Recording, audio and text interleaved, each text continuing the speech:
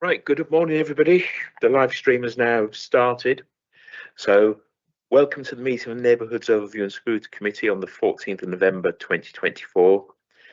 In terms of procedures, this meeting will run along the same lines as we would usually be expected, with me bringing the relevant officer to present their report and advice and taking questions and comments from the substantive members of the committee prior to any non-voting members. Voting will be by a show of hands unless there is a request for recorded vote, which must be proposed and seconded, and 1/3 of the committee need to vote in favour. 1/3 of the committee is 4 members. So, item 1 on the agenda, apologies for absence. I've got 2. Councillor, carry on. Thanks, Chairman. Yeah, we've got apologies from Councillor McLennan, who's on other council business this morning, and apologies from Martin Alvey, the portfolio holder. Thank you.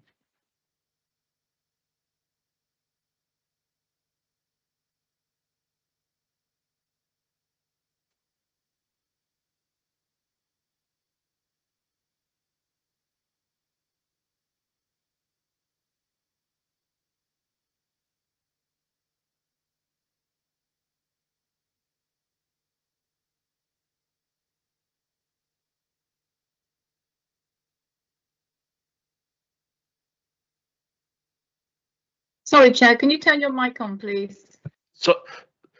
Sorry, big mistake. It's early in the morning, right? So I'll start again. Item 3, minutes of the meeting held on the 3rd of October 2024. I will go through the minutes page by page for accuracy only. Please raise your hand if you have any points of accuracy to raise.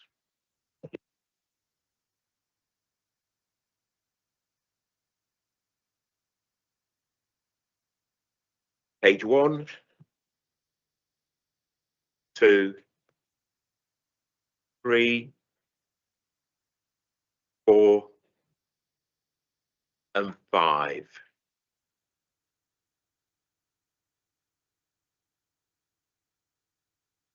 I'm happy to propose from the chair. Can I have a seconder, please? Councillor Foreman, thank you. All those in favour? Any against? Any abstentions? Okay, Unfortunately, I wasn't, so I wasn't abstaining. Thank you. Okay. Agenda item 4, questions from the public. No questions from the public have been received. Agenda item 5, committee work programme 2024-25 mid-year review. Sophie and Emma will provide a short introduction and presentation. I will then take questions from members of the committee first, and then from the wider council membership, including anyone joining virtually. Okay. Thank you, ladies. Thanks, Chairman. Yeah, we've just completed our mid-year work programme review, which is part of the new overview and scrutiny protocol. We had 2 suggestions. Both of those members agreed to add to the work programme for the year, so they appear in January and March. Apart from that, we didn't have any changes. We have a fairly curtailed time frame because obviously we didn't start our work programme until a little later because the overview and scrutiny protocol wasn't approved until a bit later this year. So that's it really. So the changes have been reflected in Appendix 1 to the report, and we had a discussion about it the other day, so I don't know if there are any other questions. Thanks. Any questions? Yep. Yeah, Jane. Councillor McGowan. Thank you. More observation than question, and acknowledging the fact I wasn't in the room at the last meeting, but just the imbalance, I guess, in terms of the last meeting, which had 1 agenda item and 34 pages, and today's agenda, which I think tops around 900 pages, all included. I mean, I assume the work programme is to try and spread things out fairly evenly across the year, and I'm sure members will agree, you know, wading through very important documentation and make sure we get what we can out of it of this quantity is a bit of a challenge. So just any thoughts or reflections on how we can avoid that in the future, maybe? Thank you, Councillor McGowan. Yeah, we do try to make sure that agendas are balanced. Unfortunately, due to timeframes of when things happen and when work happens, it does sometimes mean that something will have to fall. Some items will have to fall together. So we have got a bigger agenda item this time. But yeah, so as much as we can do, we will look at that within the planning process. Thanks. Sophie. Thank you, Chair. If I might come in on this. So apologies for the number of pages in today's agenda. It's largely because of the leisure strategy and the supporting papers, and because we're asking the committee to recommend the adoption of the supporting document, such strategies in terms of the playing pitch, and it all had to be in there. Normally we would just put links to those documents. So really sorry, and I'm really hoping that as few as possible people printed off today and that you're all using it electronically.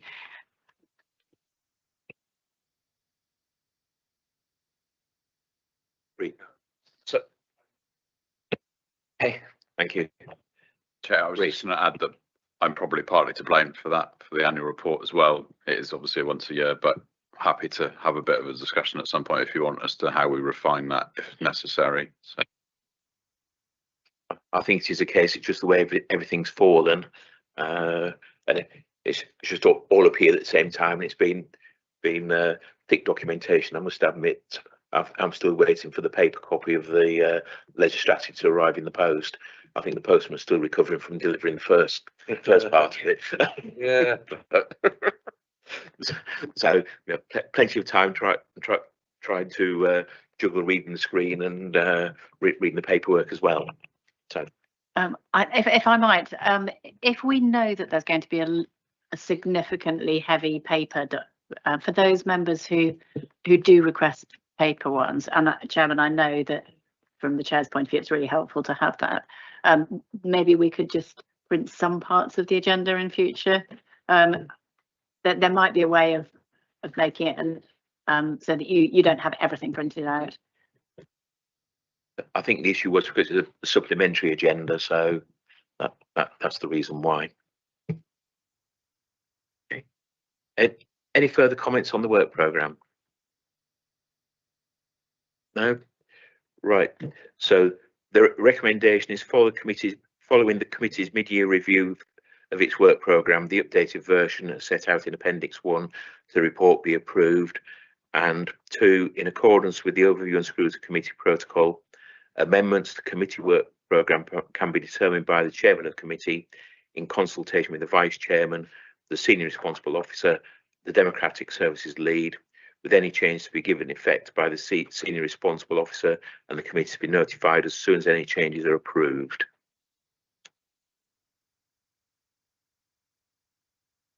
Happy to propose. Could I have a seconder, please? Everyone, okay. Councillor Sodhi, all those in favour? Okay. Sorry. Chair, sorry for late arrival. That's okay. Right. So, carried. Thank you. With one abstention. Right. Item 6, flooding and coastal erosion risk management annual report, July 2023 to June 24. Presenting this is Rhys Hobbs. On the screen, we've got Mark Walsfield, Director of Asset Management, Alan Burrows, Head of Local Government Liaison, and I can't see Helen Dobby, Head of Environmental Performance. She's in the room on screen as well, from Southwest Water. And with us actually physically in the room today, we've got Frank Newell from the Environment Agency. Good morning, Frank. Good morning to Exeter as well from Cornwall. So we'll start off with Rhys providing a short introduction and presentation. Over to you, Rhys. Yeah, thank you, Chair. I'll just bear with me. I'll try and share this to make sure that it's actually working before I start talking. Got some slides that I'm just going to run through the content of the report, and then I will to try and summarise, because obviously it is quite a significant document in terms of the length. I'm not expecting necessarily everybody to have read all of it, so don't worry. But it is an overview of the year, and we've tried to draw out those highlights. And Frank's also got a few slides that he's put together in terms of some of the EA activity, Environment Agency activities. I mean, the report follows the same body or structure as it has done the last sort of 3 or 4 years in terms of we split it into various sections, and then there is kind of a review of the weather events across the year. Hopefully that is sharing for everyone online. So yeah, I'll start. So just to touch on the recommendation that's in there. So obviously recommending hopefully that the report be approved for although Councillor Albury's not here, for submission to Martin in relation to acceptance. And there are a series of recommendations in section 9 in the report that support the content of mostly what's in there. They are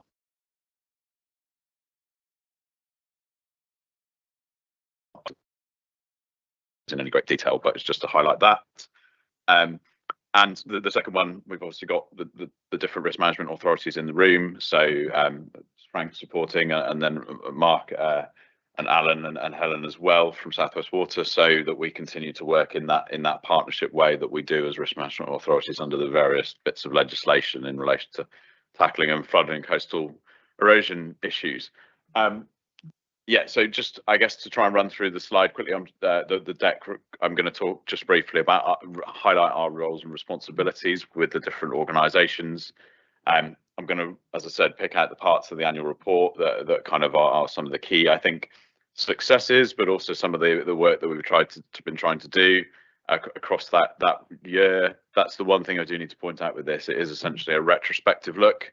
So it is up until June of this year. I do sometimes, when I'm talking, try and add a bit more update in relation to things, and I have put a couple of bits of update where it's more pertinent to let people know about that in the report itself, but it's just keeping that in mind. And then some of our work programme and the other risk management authorities work as well, and then the recommendations. So I guess the Cornwall, for context for Cornwall in terms of our statutory duties, the reason the annual report comes is that off the back of the local flood risk management strategy, which is set out as for something that Cornwall Council has to produce under the Flood and Water Management Act.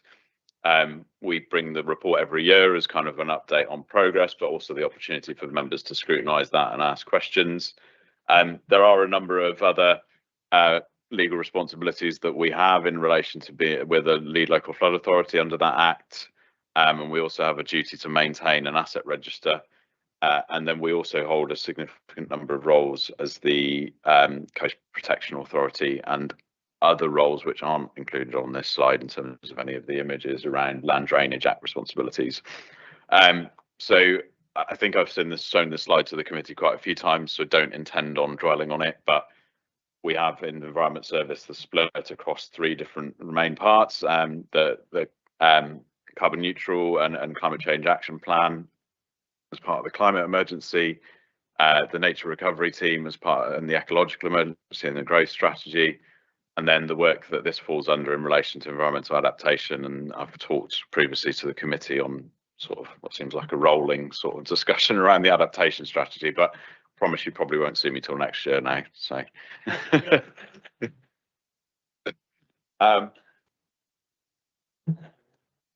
it can be minuted if you want. Yeah, that's fine. Yeah.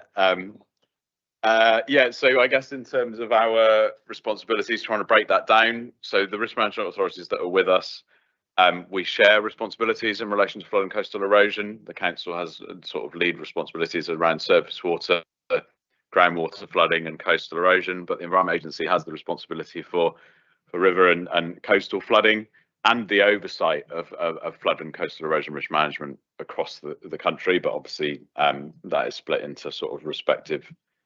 There is a kind of a Devon Cornwall Isles of Scilly team, which is what Frank is part of, and then South West Water have a variety of duties that kind of are around risk to flooding to the sewer network and maintaining those services and the public water supply, and elements of that kind of play into water quality and kind of impacts to the environment as well. Weather reflection on the year. few things that I've got to highlight that aren't particularly great in terms of that's the highest number of flood reports that the council have ever received, I think by probably over 1,000 in relation to incidents that we have been notified of, and that is to a certain extent an element of an increasing trend in terms of those number of reports that we're receiving. But that's largely to do with the fact that it was the wettest October to May period that we've had on record, and the wettest February on record. But then, conversely, as I've been talking about in relation to the adaptation strategy work and the climate risk assessment, we are seeing those other extremes in terms of it was the hottest June on record as well. We had 16 named storms, which felt like it was one after another, and Frank will probably attest to that in terms of the amount of time he spent in the incident room. That was compared to 2 last year. So, but I'm not drawing a comparison in relation to 2 one year and 1 the next, but it is that frequency, you know, it does seem to be trending that we're seeing more of those regularly.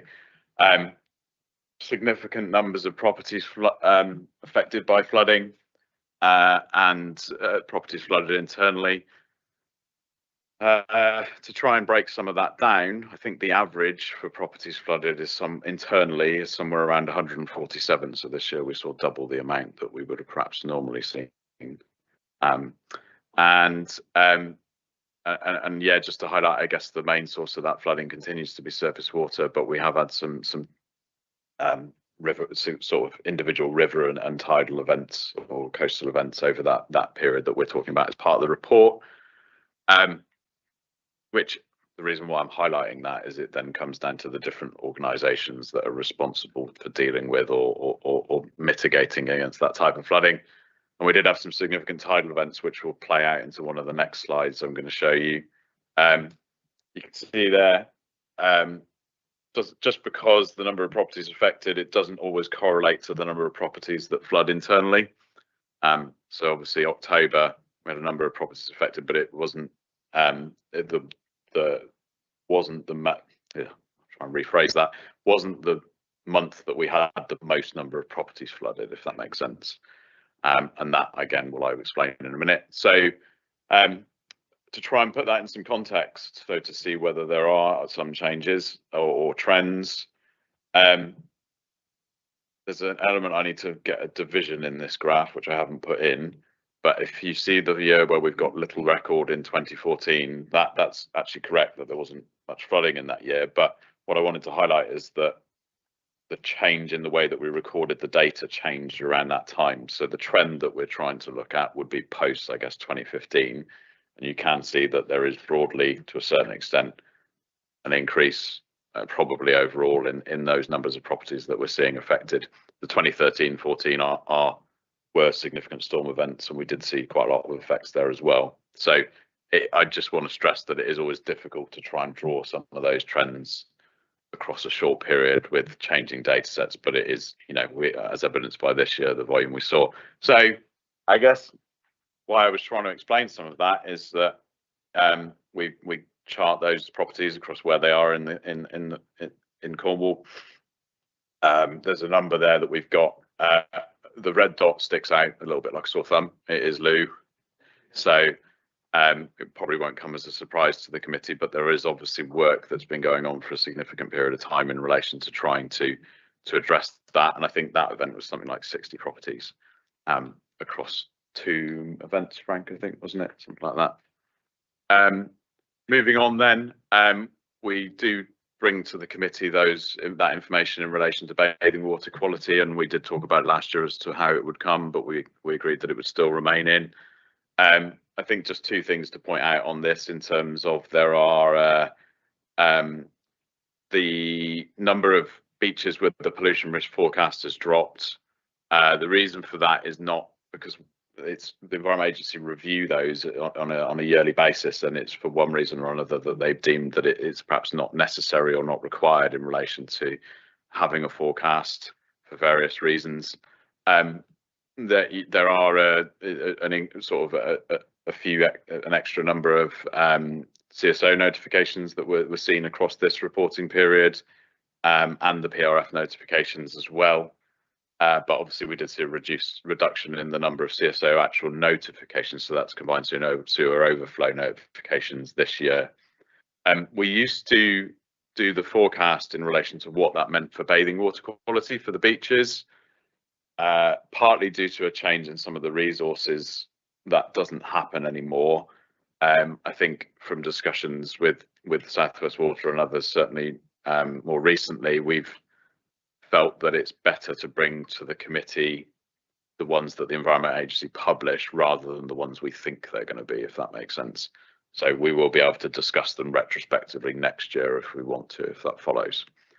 I'm going to skip this slide because it's just laying out how my team are trying to tackle the kind of issues that we have in different segments, but they're broken down in the slides that we'll get to. So yeah, resilient communities. So we've done quite a lot of work, or the team have, over the last 10 years now in relation to various versions of property flood resilience. Councillor Albie was very involved in relation to the Property Flood Resilience Pathfinder, which produced the Be Flood Ready brand, and a lot of supporting material around that.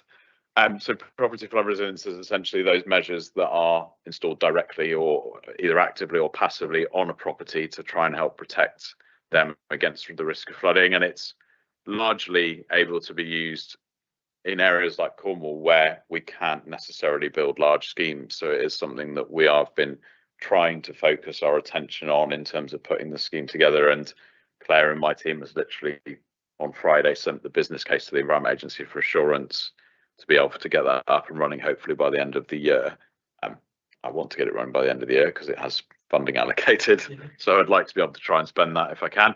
And one of the things that was produced as part of that, which hasn't really been used because unfortunately it failed during COVID, but we've been working with Floodry and an Environment Agency project over in West North Hants to get the flood pod up and running. So it is now something that we can use and have and to be delivered to communities to try and promote that as part of the campaign that we're probably going to try and put together as part of the project. And similarly for other Environment Agency events and South West Water events if they need to or would like to, sorry. Yeah, just one other thing to highlight from the report. One of the main things we've done this year is in relation to understanding where we've got damage to coastal structures or assets. We have the work through Cormac in relation to their inspectors and the highways inspectors that help us to understand where we've got damage to structures. But one of the biggest abilities or things that we're able to use is kind of the public feedback in relation to where they see stuff, because they're out on the beaches and walking those stretches all the time. And so McKenna will know this in relation to Penzance, I think, in terms of I'm more likely to get it from a member of the public in relation to damage there than potentially anybody else. So that's on Let's Talk Cornwall.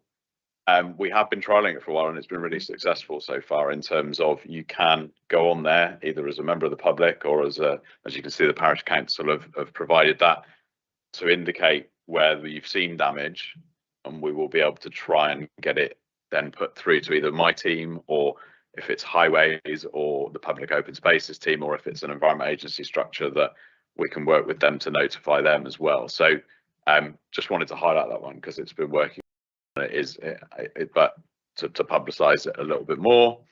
The capital programme or capital maintenance programme, still doing a significant amount of work to try and improve trash screen locations. You can see some examples there of where they've not been performing very well, and we've done work to do two things. One is to make them more compliant from a health and safety perspective, both in terms of being able to be maintained and cleaned, but also how effectively they function, because some of the older ones there, or some of them that don't have any, you can see that they don't function at all, to be honest, in a way, which then reduces the long-term impact of the crews that have to go out to deal with the flooding and the disruption to either the highway or flooding to properties. Less of that perhaps in the year going forward. The year going forward, unfortunately, is largely damage to, I would say, major assets in relation to things that we need to be repairing.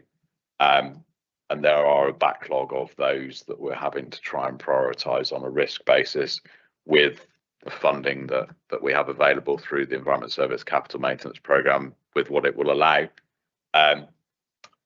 It doesn't cover it all, unfortunately, and that's where it comes down to a discussion around what the risk is and what we can prioritise. And I know Frank and the environmentalists are having to have similar discussions or decisions around how they prioritise some of their maintenance. But we do try and, for some of those where it is major pieces of work, use the grant and aid government mechanism to try and leverage some capital maintenance funding for that. It's not all trash screens, as I was trying to say. There are other areas. This is Castle Beach in Falmouth, where there was damage to that structure and the road, and potential risks to the public. So there's been some change there to those gabions. Star, I'm just going to let Martin talk, I think, if it works. I'm hoping it will. Hopefully this will work. Well, it's not just Martin, it's others as well, but hopefully that's coming through. Flooding has been an issue in. Does anybody know how I avoid getting the feedback? So flooding has been an issue in the Parnes and Blazy area for many decades, but I think it all really came to a head in 2010 and 2012 when there was widespread flooding and a lot of public pressure to do something, and that was really the starting point when the idea of STAR came into fruition. STAR stands for the St Austell Bay Resilient Regeneration Project. The project is about dealing with flood risk and also about ensuring there is economic regeneration for the area. It was really important to work with a number of different partners in this project because so many of them have different important roles to play in trying to achieve what we needed to do. It ensures the most efficiency and also the least disruption to the local community. So we've got a broad mix of greyer traditional civil engineering type measures along the Par River and the Trafry Canal, where we've raised the height of the flood defences. Our greener measures temporarily store and then slowly release water further down into the catchment. We've been able to work with people like the University of Exeter to develop a management plan that helps us understand how we can slow the water down even further and really get the most out of this quite a wild site. So one of our greener measures was to install a rain garden on an existing highway, which was the first time that we've retrofitted that on Cornwall's roads. To all the residents, you know, this is a great thing for St Blazy, and it's a big thank you from me to everybody.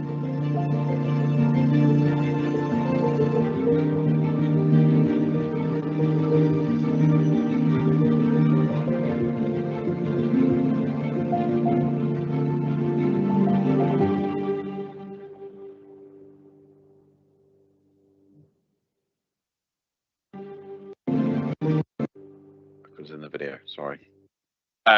So yeah, and just I guess on that, it's a really good example of the three different risk management authorities and others, other organisations, as you saw in the video, they're working together, and that's kind of one of the first examples of in Cornwall and other places actually around the country of where a catchment-based approach has been taken in relation to dealing with the risk rather than trying to deal with it in bit parts.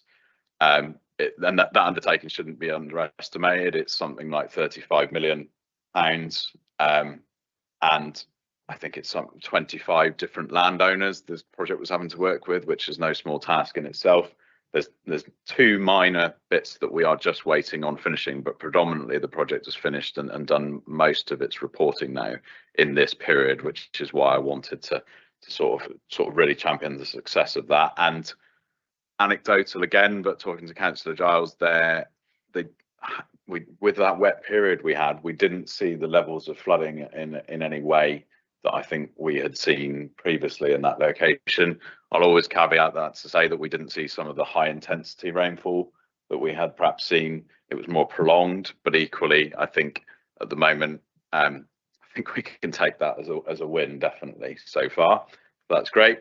Another one of those that's just completed within the reporting period. So as you can see, we're finalising a few of the major works that we've been doing. Coverack, so the flooding that happened previously, there was obviously from that picture you can see significant, affected the highway and 3 or 4 properties in that location, and it's one of the major link roads through. So Cormac with the highways team have been delivering the scheme to repair and improve that location.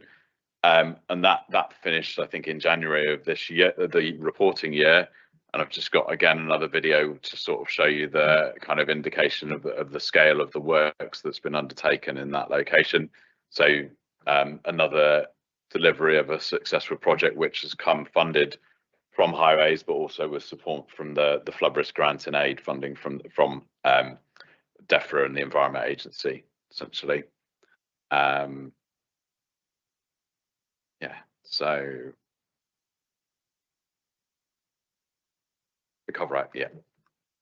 Another piece of work that's been undertaken by the Public Open Spaces and Countryside Service, and this is funding that came from the local levy, so through our Regional Flood and Coastal Committee, combined with council funding, is around management of the siltation on Bude Canal.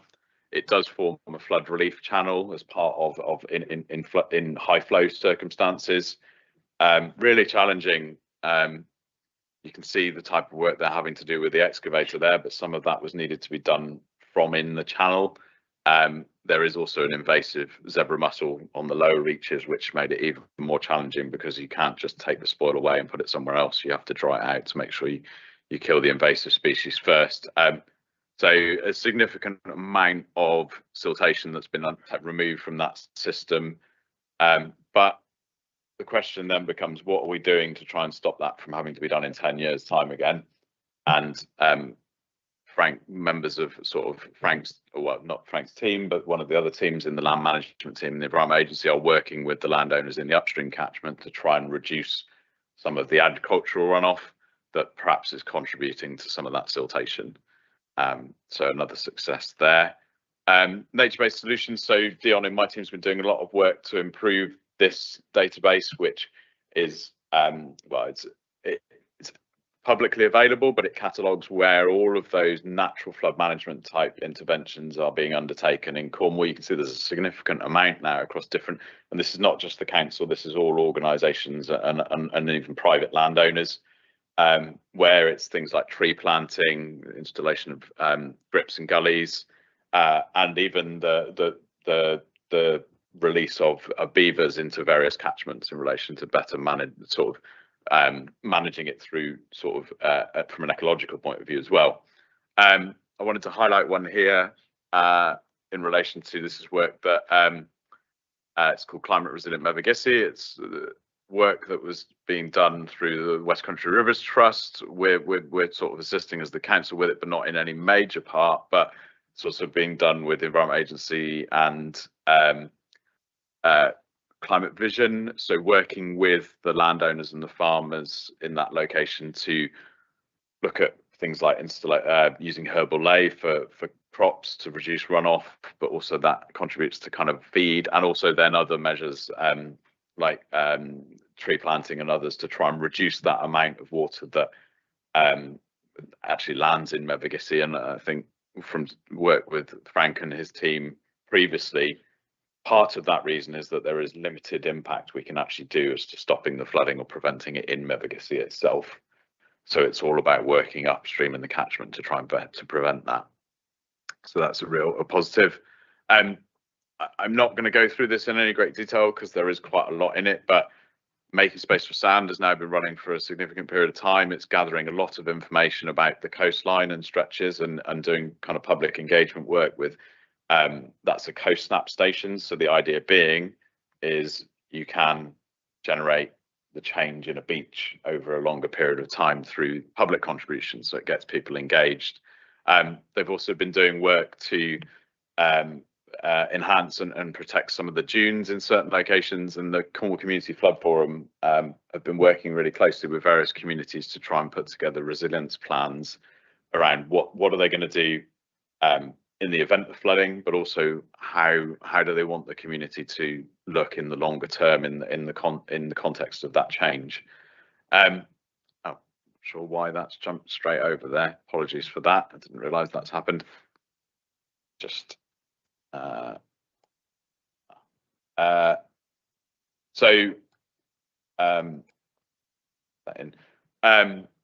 Pentuan, so this is one of the other major schemes that are completed this year that the council has been sort of delivering.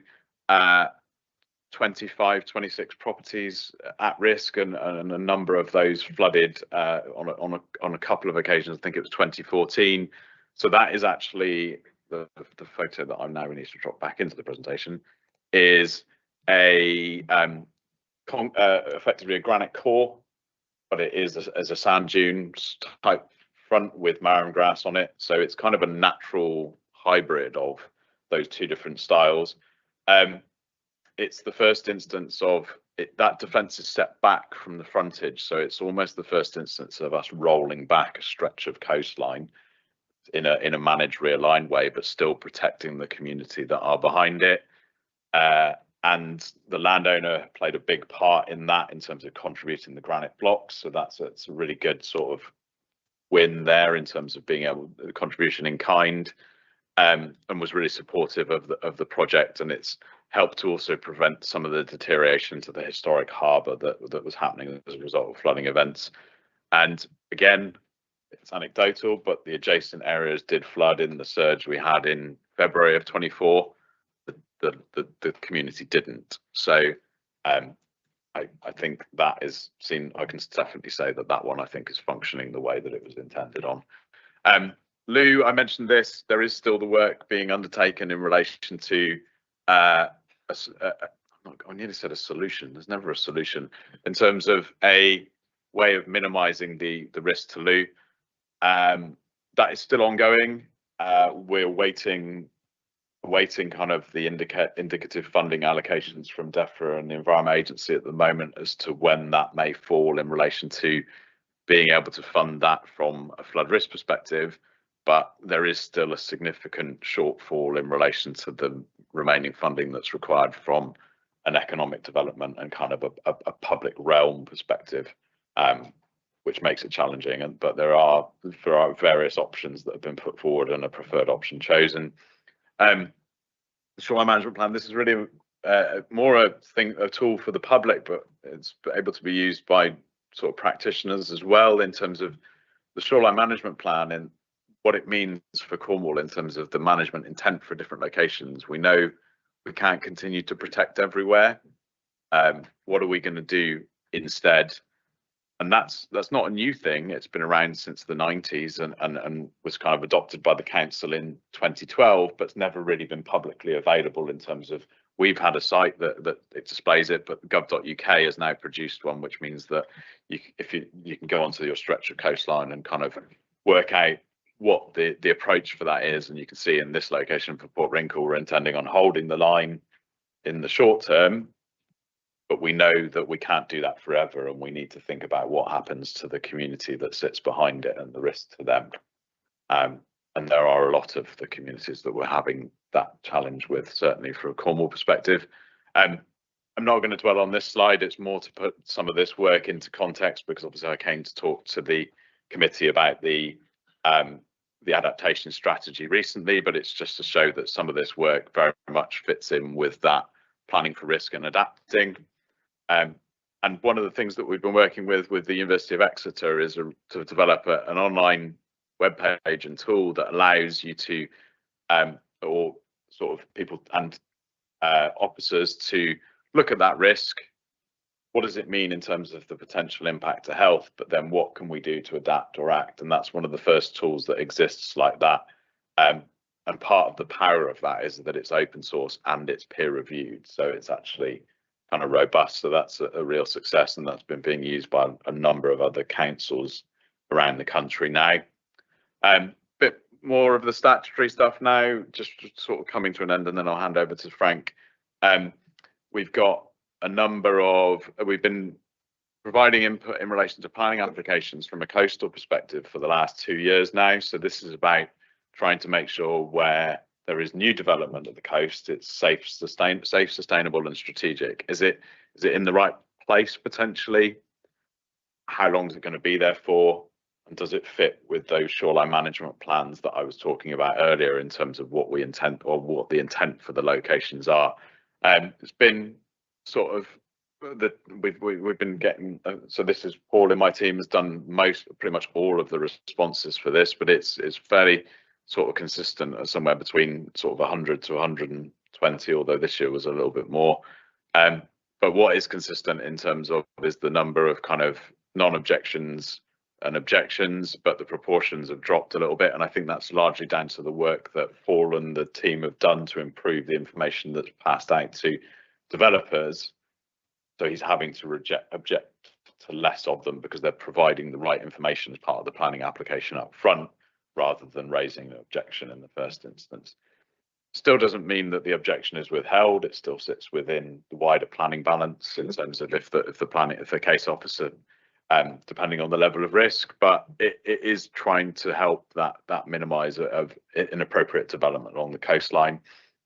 And you can start to see that we're building up a picture of where we might be seeing development pressures along the coast as well, in relation to areas of risk. But you can see that it's fairly evenly distributed across all parts of the coast, both north and south. And then sustainable drainage systems. So this is the role that Jackie does in my team, responding to new developments in relation to how they manage runoff from new development. So if you're introducing hard standing areas and things like that, and areas that were permeable previously, you need to manage that water, otherwise it may affect elsewhere. Jackie's at the moment handling about 750 of those in terms of sort of, not all, they are reconsults often, but that is 760. She's managing a year kind of on her own at the moment. So there is a significant pressure there for what is quite a critical role from a planning perspective in terms of getting that fed in. Yeah, I think I just wanted to highlight that because it is really critical in terms of what the work that she's doing around development in general. I'm not going to repeat this. I'm just going to hand over to Frank briefly, and then take obviously any questions or discussion. So, right. Thank you very much, Reece. What I will say at this stage, and I did forget to say at the start, the fire alarm will be going at 11 o'clock as usual for a Thursday. If it goes at any other time, it is to vacate the building. I did get caught out the other week and we went out in the dry and finished up coming in soaked, but that's another matter. So the procedure here, yes, we'll hand over to Frank now, and then to South West Water. Then if you can have questions at the end, and if you can have your questions and the person you want to direct it to, please, so we get a good flow. Good morning, Frank. Hi, good morning all. Thanks for having me along. Reece, I was wondering if you could, you've got the slides, perfect. That's yes. Seamless, wonderful.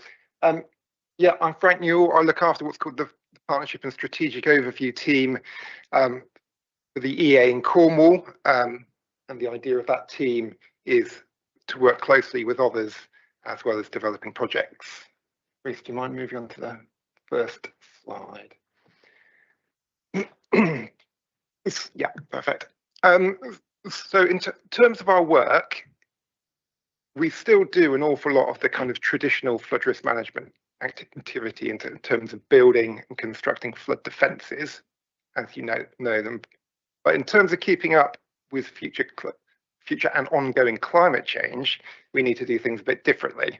We speak a lot about resilience activity and adaptation, and this is quite a useful diagram to kind of illustrate that we need to be quite careful about making wise, informed decisions about actually what measures we want to do in our communities. So as time goes on, we're basically implementing resilience measures and adaptation measures in our communities, which are viewed as no regret moves.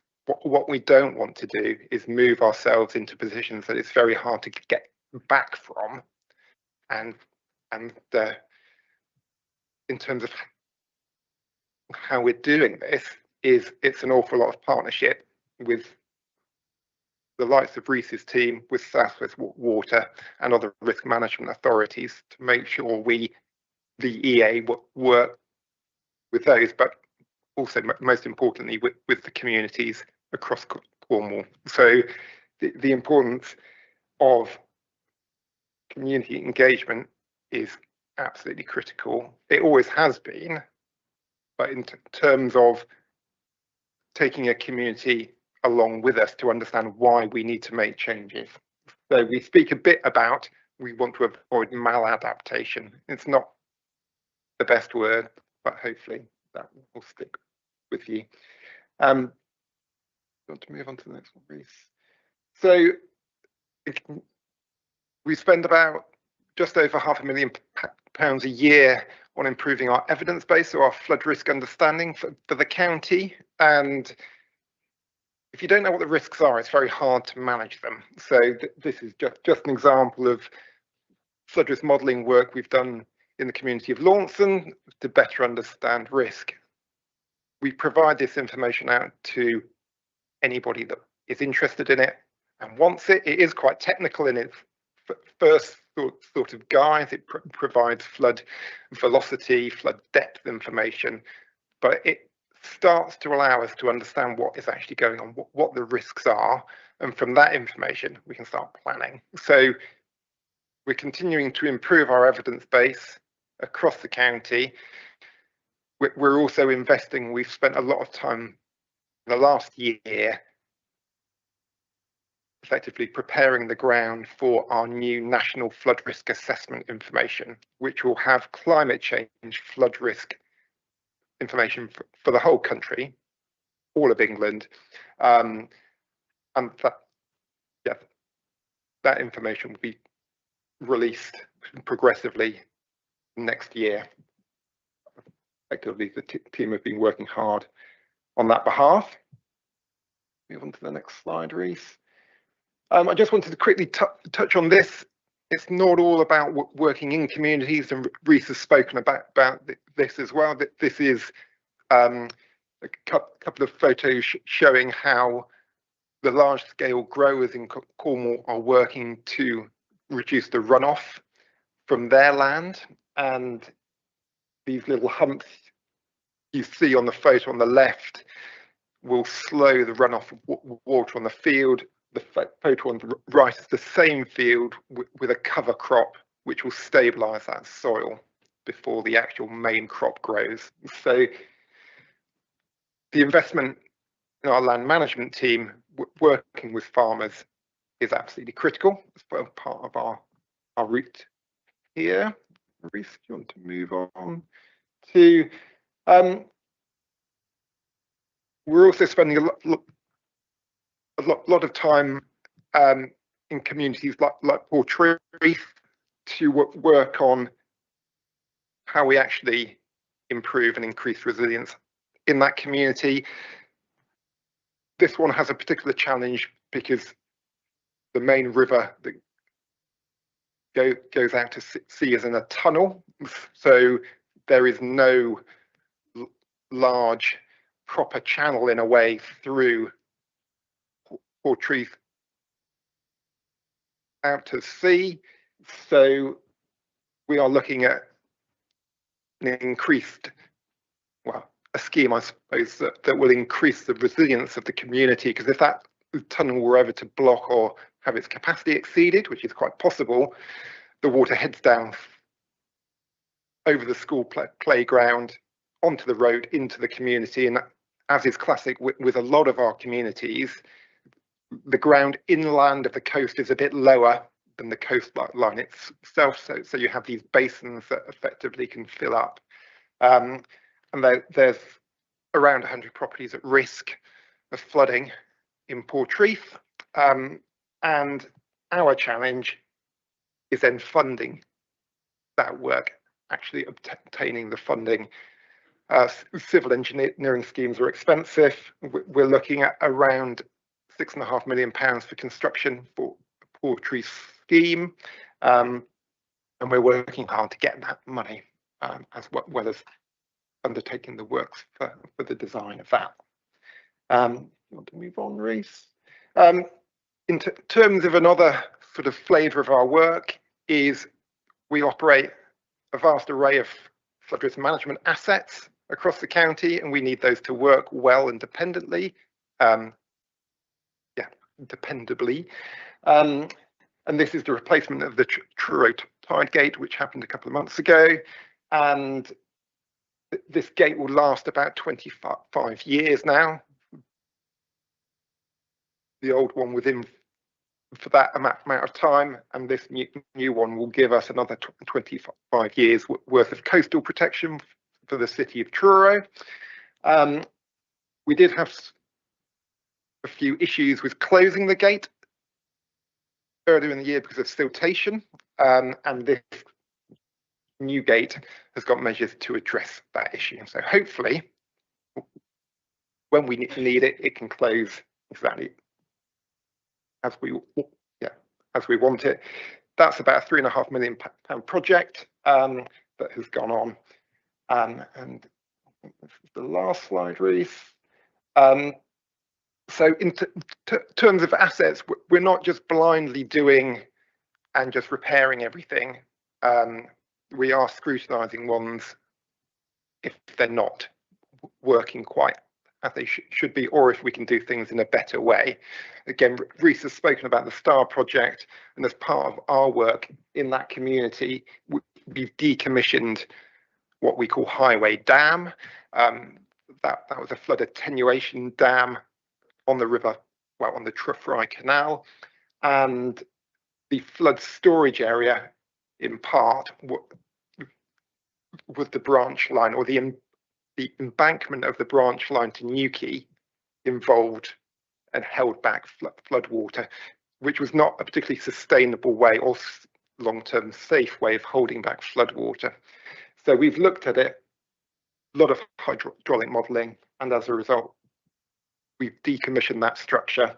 Again, about £1.8 million to do that. So even decommissioning isn't cheap, but it allows us to rationalise our asset base. So hopefully that gives you a flavour of the type of activity that the Environment Agency has been up to in Cornwall over the last 12 months. Okay, thank you very much, Frank, for that presentation. We'll now go to South West Water. I don't know who's leading, but I'll ask Alan first, and he can delegate. Thank you, Chair. Yeah, thank you, Chair. First of all, can you hear me? Loud and clear, thank you. Perfect. Okay, so I'm going to basically hand over to Mark Worsfold, Director of Asset Management, and Mark can give a brief update on South West Water's work over the previous period. Mark. So a lot of our work in the previous period has been focused around the delivery of our WaterFit programme, which is looking at storm overflows and discharges around the region. We set WaterFit out 2 or 3 years ago around making improvements across 49 beaches across Devon and Cornwall, and we've set out a plan of about £330 million of improvements at storm overflows over that time period. We've been working very hard, putting in place lots of improvements at different storm overflow locations around the region, and much of that has been delivered. In fact, we're spending more than 330 million in terms of the investment in that programme. Our other focus is also on storm overflows as a whole and our long-term plan around storm overflows, and we've been developing our plans with our regulators based upon what is known as the Storm Overflow Discharge Reduction Plan, which is the government policy. And I keep saying this, but that was the minister before the minister before the minister before the minister before the minister who set that process out. And we've been working to those standards and developing up our investment plan. We've scaled that across the region as a whole, and we've got a programme now. The plan asked us to do that over 25 years. We looked at our plan and believe we can do that within 15 years. And so we've set that plan out on that basis, spending about 3 billion over the next 15 years in order to get all of those storm overflows to get that into place. Now, Alan's going to share some data that's available on a Water UK website, which shows our storm overflow action plan, and that's shows where we're going to invest and when. This covers the whole of that 15-year period. Now, to set this in context, there are about 1,300 storm overflows across the region as a whole, 500 of those already meet the standards that have been set in the storm overflow discharge reduction plan by the minister, and the other 800 plus need investment that's occurring. So our focus has been around how do we do those and how do we deliver those. Is that coming up, Alan? It's not working. It's not working. We'll provide a link. Okay, we'll provide a link to that, but you can filter within that to Cornwall and the Isles of Scilly, and you can see specifically what's involved there, and the number of overflows and when we are seeking to invest in there. We've also been spending a lot of our time improving the transparency about storm overflow discharges through our WaterFit Live system, and again we can provide a link. Alan's machine has all sorts of technical issues associated with it at the moment. Apologies for that. But that again shows you what is happening and what storm overflow is discharging at any time. So we've spent a lot of time and effort on improving transparency, and that data is now available for all storm overflows in a live way, and that data is available within an hour of the storm overflow actually discharging. And then our investment plans, which are currently with our regulator, Ofwat, as the economic regulator, to say when, how those will be funded. They've already given us a draft determination on that, whereby our plans were deemed to be efficient, and we received the funding that we had sought from the regulator. For some of the other companies in England, that wasn't the case. They've seen significant cuts to their programme because they weren't deemed to be efficient, but we've set out what we believe is an efficient plan to deliver that over the next 15 years. So that's kind of where our focus and efforts are at the moment. A lot of those align quite strongly with our Flood Risk Management Authority duties, particularly around storm overflows and sewer flooding, where the same work is going to be taking a catchment-based approach using the green first principles that we talked about in the document, where we're looking to put in place nature-based solutions first and foremost, not just for the storm overflows, but from the way we manage sewerage and drainage within those networks. We had also publicised our drainage and wastewater management plans, and we had consulted on those through the price review process, and those are got the alarm going off. Can you hang on a minute, please? Yeah, certainly. Short and sweet this morning. Yeah. Mark, carry on. Thanks. Fair enough. So we also consulted on our drainage and wastewater management plan, which is a 5-year plan within the context of a 25-year plan for drainage for South West Water. We consulted on that in September 22 and published the final version of that last year, and so that covers the period we're in as well. That plan is now being put into action, and a large part of that was the storm overflow plans that we've already discussed. Those plans are now and have now become a statutory requirement, and DEFRA are consulting on the content of those for what is called cycle 2, the second cycle of the delivery of the DWMPs. We've already responded to that consultation, but I believe they're taking that consultation to include other parties now who would be involved in that process. So you may be asked to comment and consult about that second round of cycle 2. But they're a key element of our working together in the future, because we are looking at the forward plans and capacities for the sewerage and sewage treatment networks for the next 25 years, and it's certainly something I'm looking forward to and engaging with your teams around the future need and developments within the Cornwall area. I think that covers it from our perspective, short and sweet, but I'm sure you've got plenty of questions for us. Okay, thank you, Mark. Yes, we are going to open the floor to questions.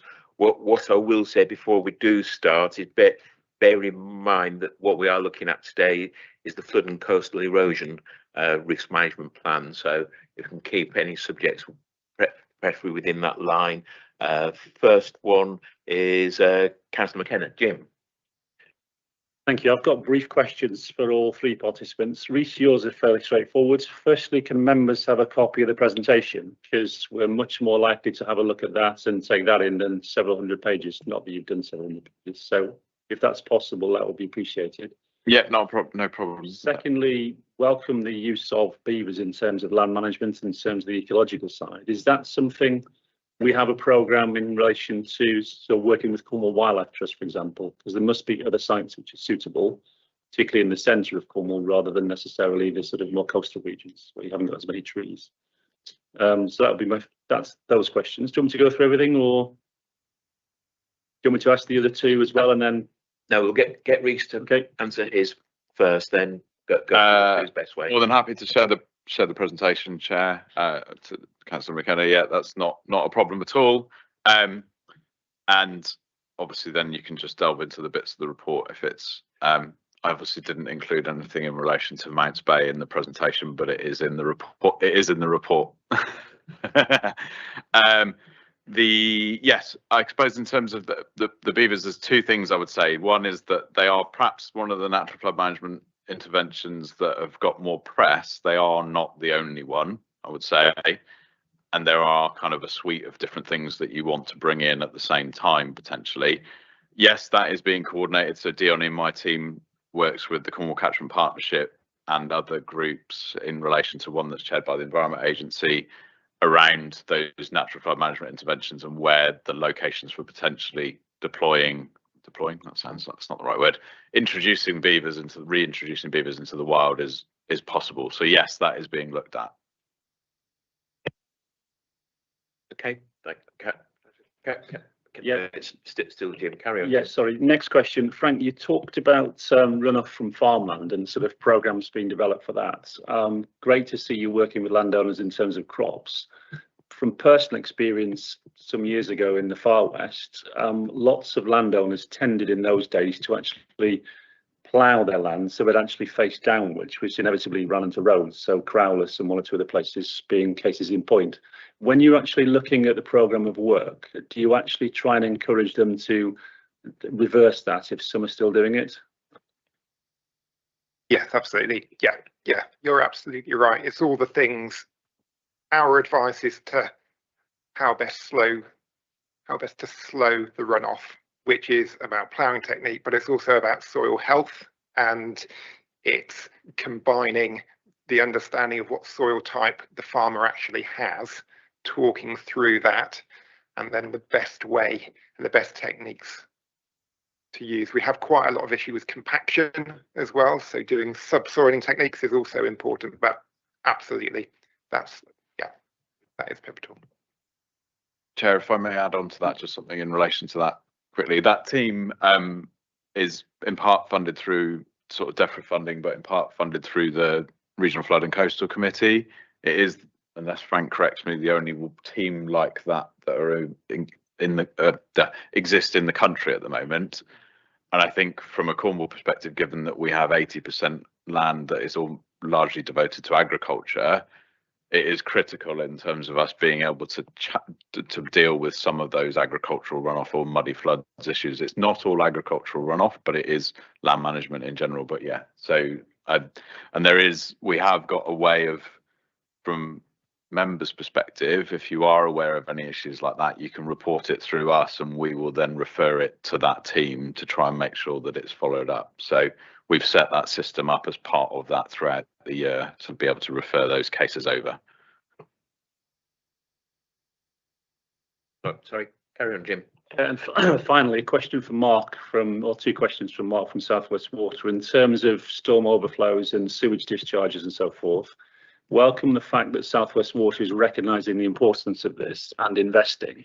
But 15 years is a long time. So my question really would be, firstly, how happy are you with the progress at the moment? Because we have, I'm guessing other members would confirm this, we've had, it seems, far more discharges, particularly sewage discharges into harbours and out of rivers onto roads than we've had previously.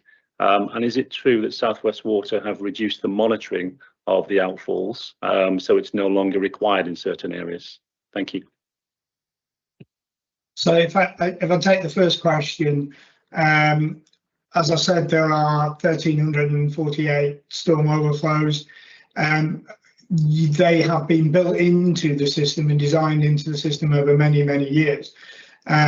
We can't just turn them off. At the minute, those storm overflows protect homes and properties from sewer flooding.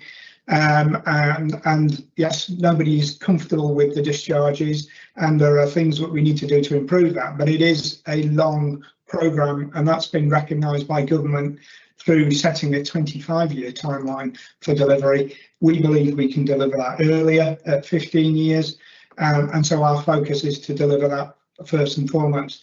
We have prioritised the investment over the next 5 years to be on bathing waters and shellfish waters first and foremost. So we will be targeting solutions at all of those over the next 5 years, and reducing those coastal discharges to the standards that are required. And that is the main focus of how we prioritise the work. So yes, that is very much our focus, is to reduce those discharges. We recognise bathing waters and shellfish are the lifeblood of the economy in the southwest, and we want to make sure that we tackle those as quickly as possible. In terms of your second question about turning off monitors in different locations, I'm afraid that isn't the case. That's not true. We are monitoring all overflows, and we continue to monitor all overflows. They have been and they are all visible on WaterFit Live. So I don't understand the basis of the question. If you have more specifics that you want to raise with me, then I'm quite happy to do that. But we have a requirement to publish that information, and that's what we're doing, and we publish it within an hour of any discharges occurring. Yeah, happy to do that. If I could have an email address, Mark, after the meeting, that would be really helpful. Thank you. Yeah, will do. Chair, could I just add 2 things to that? I'll provide Emma with our council inquiries email box, because we get that through from yourself, councillor. So we've got it all in one place. 2 other things on natural catchment management. Caroline Cadman, who you may know, who was previously the Chief Executive of Cornwall Wildlife Trust, is now our Director of Natural Resources, and we have a number of natural catchment management plans as well that cover large parts of Cornwall and Devon, where we're looking to work with partners, particularly the West Country Rivers Trust, the Environment Agency, other NGOs and yourselves, to look at how we can slow the flow, reduce the flow, with the primary function to stop those peak flows going into our storm overflows. But there will be additional benefits in terms of sedimentation, runoff, water quality improvements, etc., etc. So it's a significant partnership programme that we're working on that as well. So additional bit of information there, Chair. Okay, thank you, Alan. Reese. Yeah, I was going to add something else, but something that Alan's just said twigged it in my head. Is one of the things to stress around that is tackling the discharge at the receptor end is not the place to be looking at it. It's looking at it from a source or a pathway perspective higher up the catchment or elsewhere. So they are all interlinked in terms of how you're dealing with that. That natural flood management work has a massive impact on the amount of flow that then contributes into the potential causes of any discharges. The one point I just wanted to pick up from Councillor McKenna's perspective, in the report on page 9, it shows that the number of beaches with a CSO notification available to them has actually gone up by 5 this year. So there are more available. Whether they are all being permanently monitored is a slightly different question, but that's what the information is showing at the moment. Thank you. If I can just clarify that last point, all storm overflows are monitored. Yeah, there are what are called event duration monitors on every single storm overflow now, and those have been in place since March 23. To try and qualify my comment, I was indicating whether any of them may be down for maintenance or anything like that. Okay. Yeah. All right. Well, yeah. Okay. Thank you, Councillor Clements. Ryan, sorry, Clemo. Thank you, Chair. Thank you, Chair, and thank you all for your presentations. It's very helpful for us as members to have everybody together. I do feel for South West Water, if I'm perfectly honest, because as fast as they try and get on top of a problem, we go and build thousands of houses and create another one.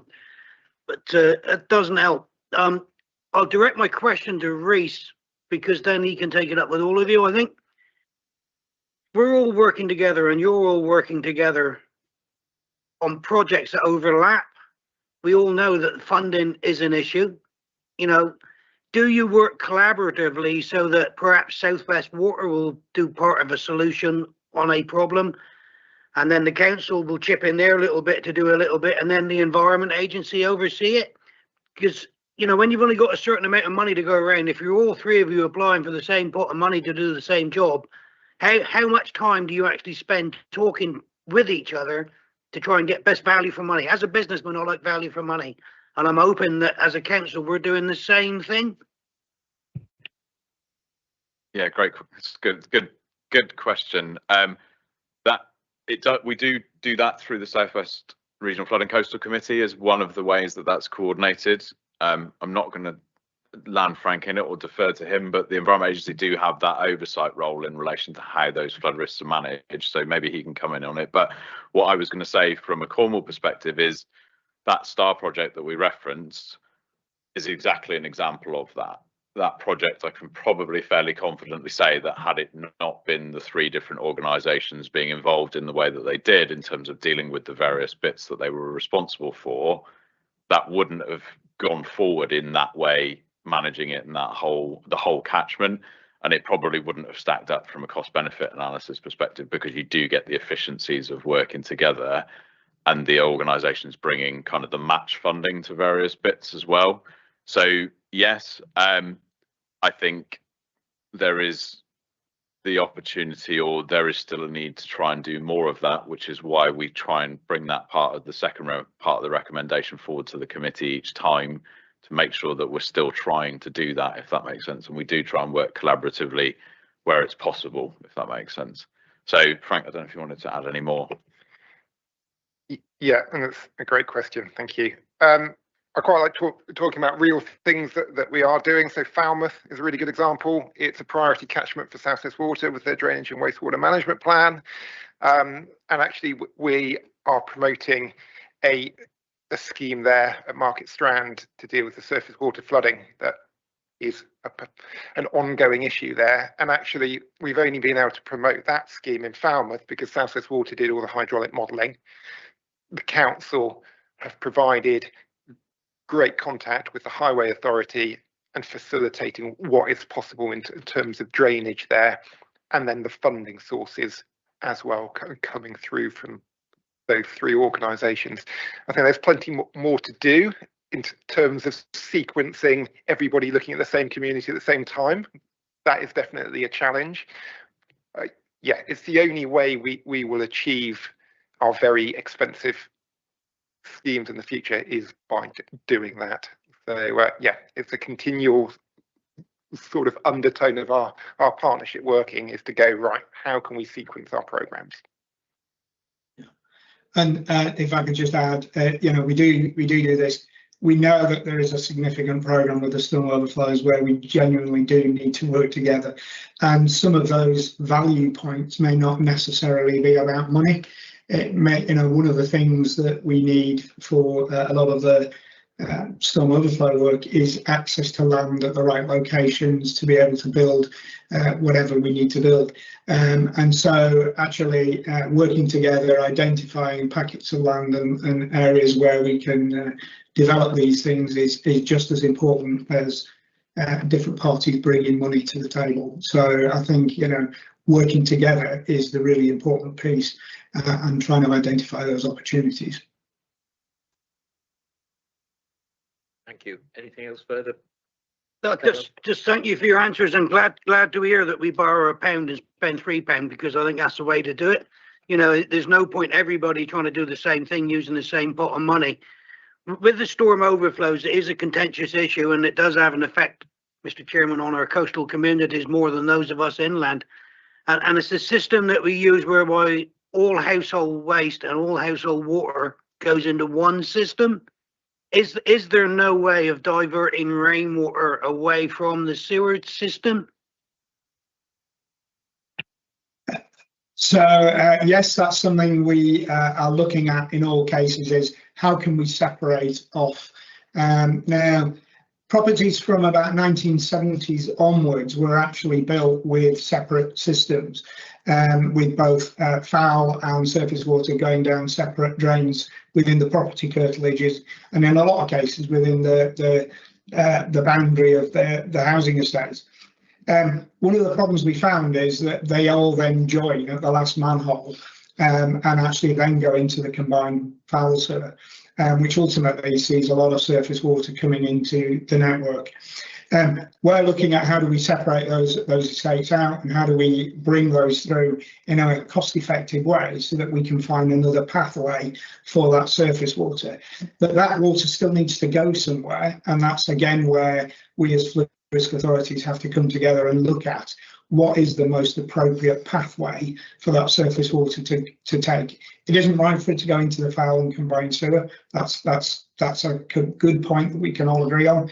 But we still have to find another pathway, whether that's a stream or river that it needs to go to instead.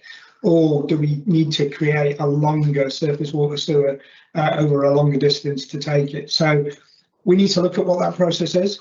When we get down to separating it into properties that were constructed originally with a singular foul and combined system, it does get much more expensive because you're getting into individual properties and putting new pipes in and around the property, which is disruptive for the households and is disruptive for customers.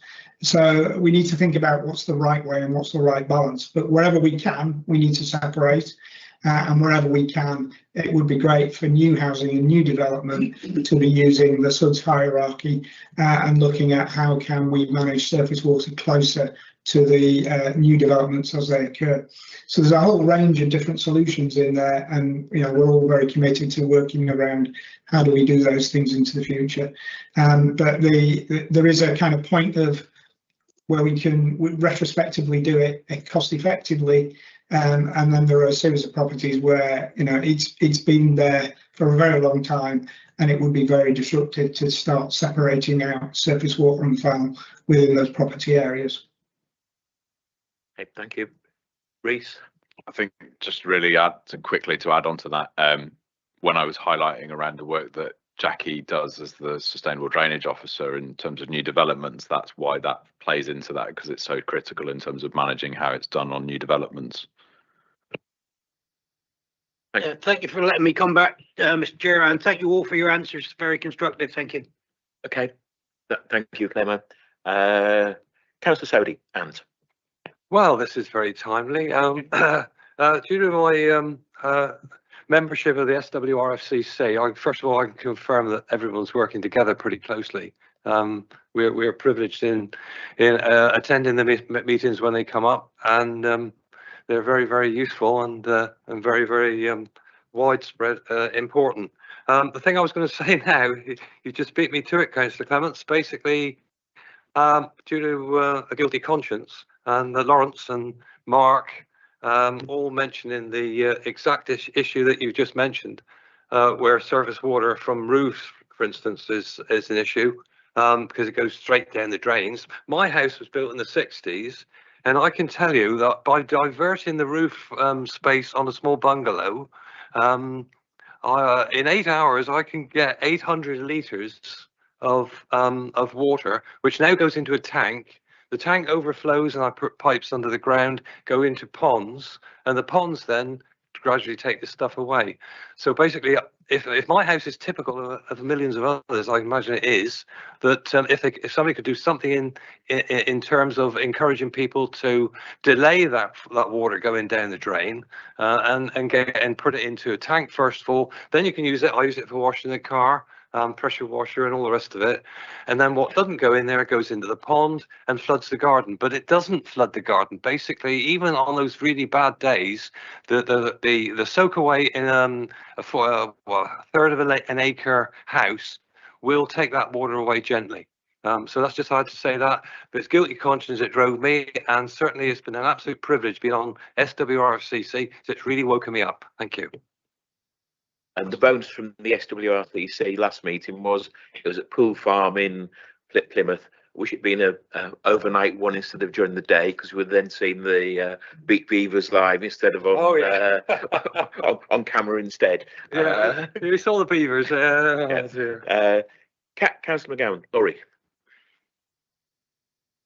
Thank you. Similar theme, a couple of questions for each partnership, if that's all right. First one to Reece, I think. Just you talked about the flooding for households. Just wondering if there's any sort of intelligence or breakdown in terms of which are reoccurring households, which flood repeatedly, and I know you mentioned Lou as a key example of that, and then how many are either new build or are flooding as a result of new build properties. Might not be answer that now in terms of detail, but just in general, are these, say, repeat offenders, that's a horrible phrase, reoccurring flooding or new? I think it's a mix.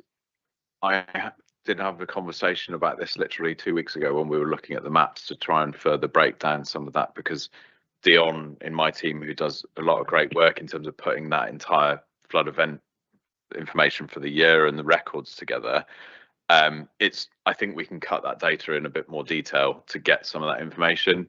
We are aware of certainly individual properties that are the repeat ones. So one of the sort of metrics that we're using for if there's an eligibility for the property flood resilience is if that property is flooded multiple times within the X number of period, if that makes sense. But I think there's more that we can probably do to look at that, definitely. And the question about new builds, it's challenging to understand necessarily when that property was built in relation to the data when we intersect it, if that makes sense. We have locations of properties, but the data doesn't always give the information as to when it was built. But certainly something we can take away. Yeah. Thank you. The next question, I guess, is possibly to yourself or Mark from South West Water, and it's about the combined storm overflows again. So interested to see that on paper this year has seen a reduction in the number of CSO notifications, which is positive. I'm one of the first, I think, to jump on the increases and the increase that was seen last year in comparison and looking for reasons for that. So, you know, to be fair, looking to identify what you think the reasons are for the reduction this year. And I know that often the numbers on the table often go counter to what, you know, we feel or think is taking place. So is that around the climate and the weather? And you talked about not many high intensity rainfalls, despite it being a very wet season. And or on a positive front, is it the work that South West Water are already undertaking in terms of improving the storm overflow system? So on paper, it looks like a positive story. Neither of you have particularly championed the reason for that reduction. So just asking that question now, really. Yeah, cool, Mark. Hi, so it's interesting once you see these targets in place, and the targets and the baseline year that government have set for storm overflows is against 2021. 2021 was a kind of average year, which is great. 2022 was a very dry year, as we know from the drought. And 2023 was a very wet year. And so we've seen a kind of different weather effects coming in at different extremes over a 3-year time period. This year today was very wet for the first 3 or 4 months. And we've seen quite a considerable increase in rainfall over that first 4 or 5 months.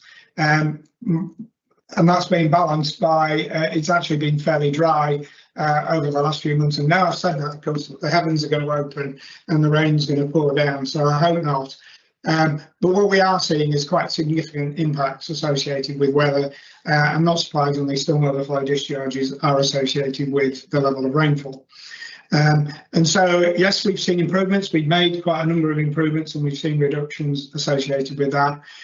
But actually, weather has a wider impact on the overall numbers year in, year out. Now, the more we can get these programs of work complete, the more we can remove our reliance on the weather effects and actually get to a point where we're stopping discharges occurring regardless of what the weather is. But at the moment, we are seeing quite a number of swings in weather. And I know it sounds a bit Lee's on the line from a British Rail or National Rail perspective, but its rainfall is a factual point, and we've also had more significant storms in the last year of 23 than we've seen before as well. So rainfall intensity surprisingly has quite an impact on the process, and you know, we are seeing improvements as a result of the work we're doing, but we're also seeing you know, quite significant rainfall effects as well. Chair, can I just add to that? That's why it's really important, and Reece mentioned it as well as Frank, that we look at source control. So all of that work on land management, all of that work on integrated catchment management will be essential to dumb down the impacts of the ever-changing climate. And as we look forward and we have higher, more intensive rainfall events, we want to remove those impacts from the system. So the more we can look upstream, no pun intended, the more we can have that wider impact on the operation of those storm overflows as we move forward. Thank you. Just a quick supplementary to that, and then a question for Frank, if that's all right. I just want to confirm the numbers. Just so it talks about there's the number of beaches with CSO notifications is 49. Is that's correct? And but the number of storm overflows in the system, or sorry, the region, is 1,348. So those 49 beaches just account for 3% of the storm overflow notifications in the region. Have I understood that correctly?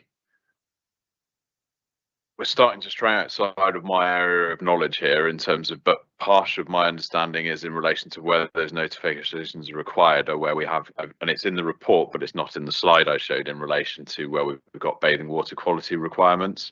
So they are, you may be correct in the numbers you've given there, but essentially the reason for those notifications being required is where it affects bathing water quality, if that makes sense. I don't know if Mark or Alan want to add anything more onto that. Yeah, Reece, I can help. So I think there was a little bit of confusion between CSOs and something that the Environment Agency put in place over the bathing season, which is a pollution risk forecast, as well as our own WaterFit live site. So I'm going to try and tease them apart as brief as I can, given the time.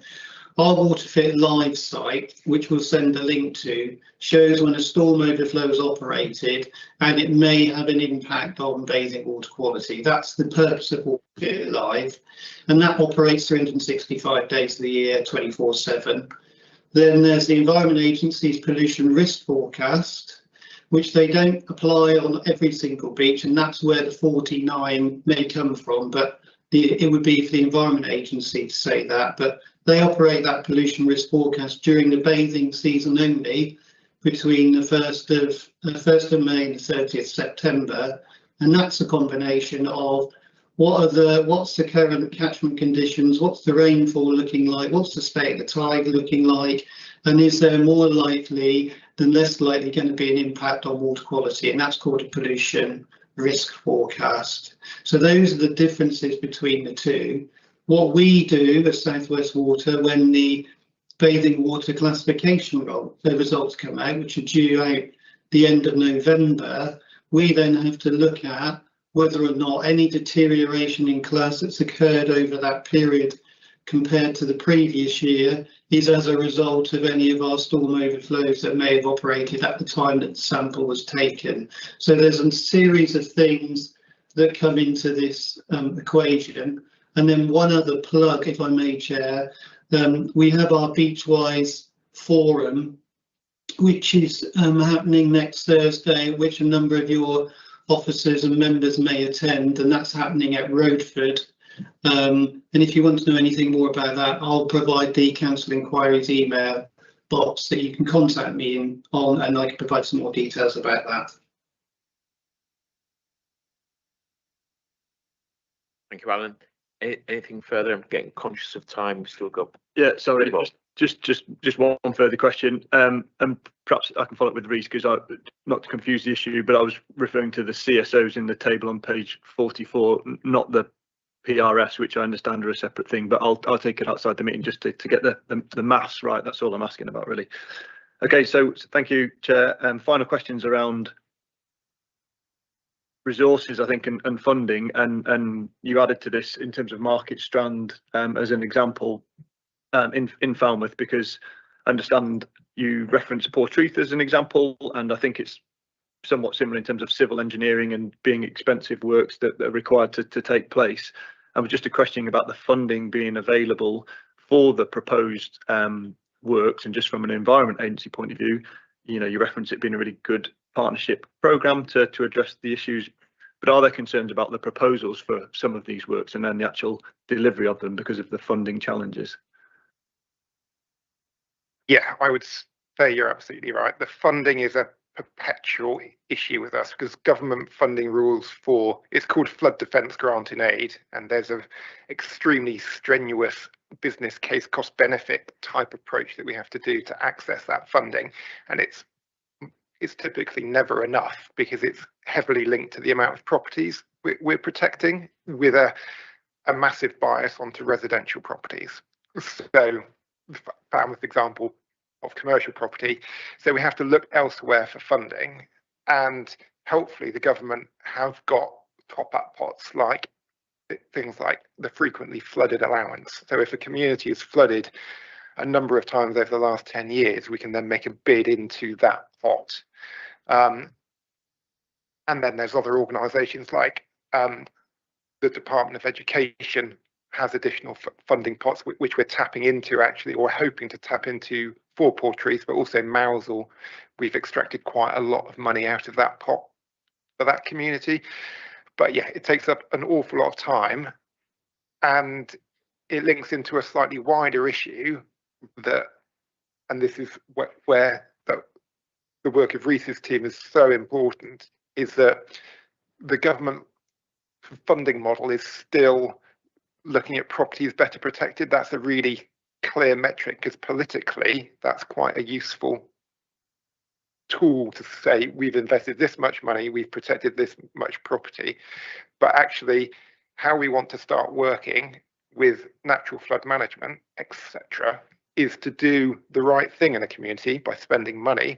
You can't necessarily say by improving the land management in these hectares of fields in the upper catchment, you've reduced flood risk significantly to these properties. So we're working quite hard on influencing the government metrics so we can actually fund the activity that we want to do, which is right for the communities. But yeah, we are in this point, and the Falmouth example is still quite marginal because the civil engineering costs have gone up a lot over the last few years, which just makes it a lot more challenging. Reece wants to comment as well. Just to further, I guess, add to that, and this is my opportunity to say that in a scrutiny committee element, is it's the funding model operates on still a partnership contribution setup. So very rarely, even from the fund that Frank was talking about, will there be 100% funded scheme. There will still be required some what we refer to as match. So it will be either council or a private business or whoever may be affected, or others. And I mentioned that landowner in relation to the Pentuan example, and we understand the context, hopefully, of that in relation to where Cornwall Council is in relation to finance and being able to large capital expenditure. So that's a massive challenge. I think the other thing, and I will, my view on this, and this is a kind of from my perspective of experiencing it, but it is widely recognised, is that funding model, to a certain extent, all of the projects that were the ones that were able to be done have been done as part of that. And then the ones that we are now, they're the ones that are marginal as a result of the cost benefit analysis and the costs of schemes. That, as well linked to that, is the funding model doesn't work very well for small dispersed rural communities. And it doesn't recognise some of the other values that Frank has talked about. And that is a challenge. It is being reformed to a certain extent through some of the work like the Making Space for Sand project and what's called the Flood and Coastal Resilience Innovation Programme, because they recognise that. until that time, until 2027, that's what we're still stuck with to a certain extent. Okay, thank you. Two left. Councillor Kennedy, Jim. I'm going to fire off all my questions, and you can choose how you who answers them. First of all, you're talking about land managers, especially with growing potatoes, collie, broccoli, etc., and even some arable operations.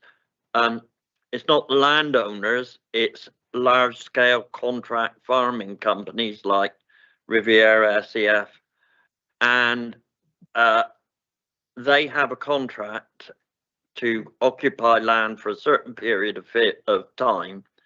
And I saw at the end, if they're growing broccoli, they disc it back in at the end of their period. And I saw a tractor disking broccoli back in during that episode when we had 40 millimeters of rain in southeast Cornwall at the end of October, I think it was. So there needs to be some work with them. Also, when they're harvesting collie and brock, they have to go up and down the slope. We need to get funding so we can develop machinery that goes across the slopes, like they do with combines. A lot of combines can tilt their headers up to 20 degrees, I think. I don't know. I don't know the figure. But we need to, can we find some funding for that? WaterFit Live is a commendable service. As someone who was in the sea yesterday, trying to keep my brain in order because of all the things that's going through at the moment. But my and I do think the facility that you're allowed to look at exactly which storm overflow was overflowing and for how long can help make an informed decision. This one was going for 4 hours. It's got a big catchment probably. That one was going for 20 minutes. It only serves a hamlet sort of thing. But I question why any of them are still out of season. Because with the use of wetsuits, people swimming and surfing more, I don't think there should be an out of season. And I am aware of the difference between the EA bathing risk, and that of course is measures the risk of pollution from farmland. And I'm one of those nasty farmers, or used to be. But I think farmers are getting a lot better at looking after their nutrients now that the fertilizer cost is so high. So that's a comment rather than a question. So I'll keep going. Fowl separation, I think, is something that we need to do. And during a recent incident, I represent Lou. We had a problem with a pipe and a spill, and the pumps were pumping 60 litres per second. So mammoth quantities of foul water. But 90 odd percent, 99 was probably clean water that was either getting into the pipes in the old-fashioned system. So, you know,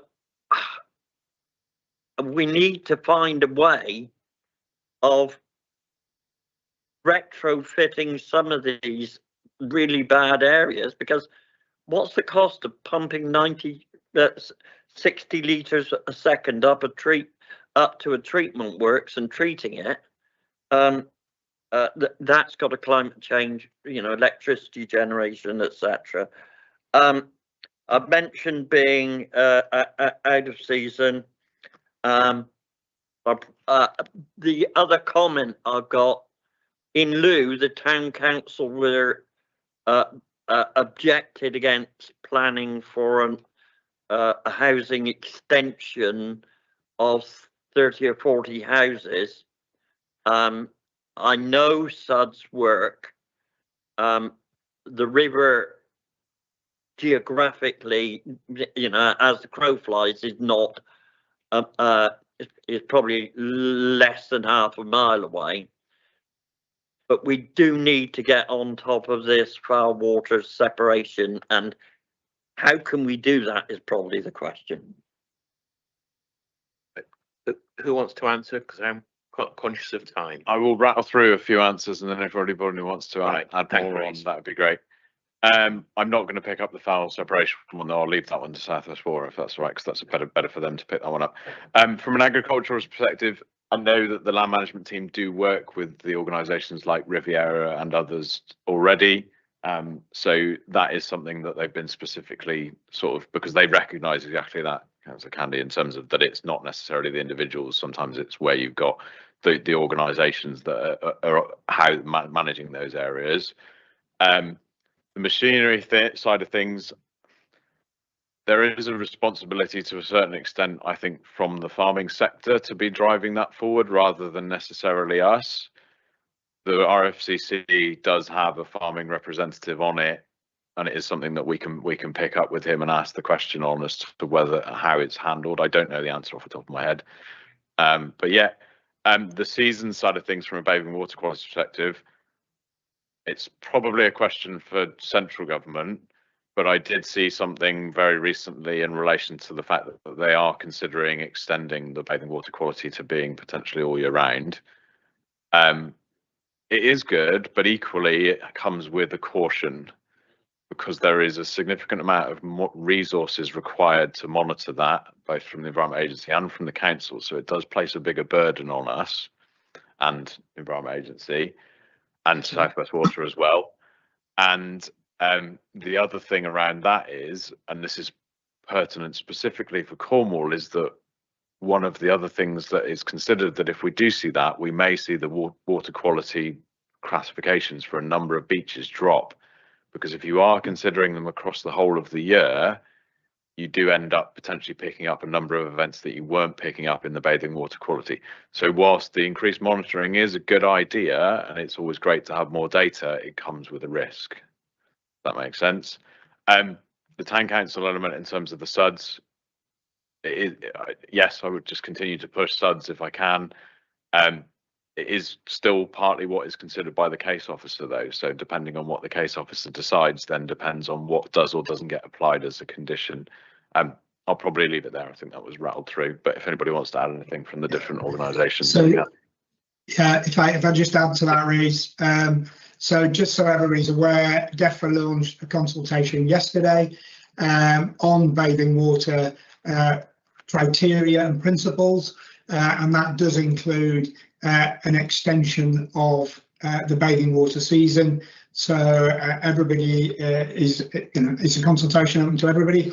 I think the closing date for it is the 23rd at midnight. So if you want to be doing that, then feel free.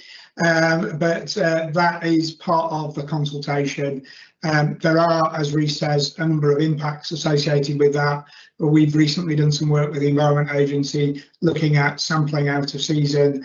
And there are all sorts of issues with the ability to sample during heavy weather and things of that nature, which results in a few health and safety risks for the sampler as well. So there are a whole host of factors that need to be taken into account with that extended bathing water, as well as would you have RNLI cover out of what would be the traditional bathing water season as well. So there's quite a number of factors to feed into that. It is a consultation. I would encourage everybody to respond to that. In terms of the surface water separation point, I take the point that we should look to do it. We should look for every opportunity to do that. I think it's a bit difficult to say universal movement towards separation, because the costs of that are just so significant. It's we're talking about a storm overflow programme over the 25 years of 50 to 60 billion to improve the storm overflows across England and Wales. The costs associated with total separation are in the trillions, and so I think that would be very expensive to follow. But let's look for those opportunities, and particularly where we are seeing runoff that should have a pathway that's an alternative route that's finding its way into the combined sewer.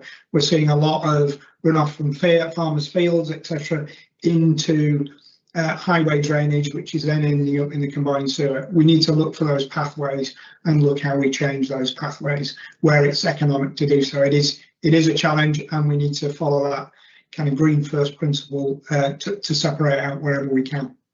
Chair, can I just confirm it's the 23rd of December, the deadline for the DEFRA consultation on bathing waters, and it was launched yesterday.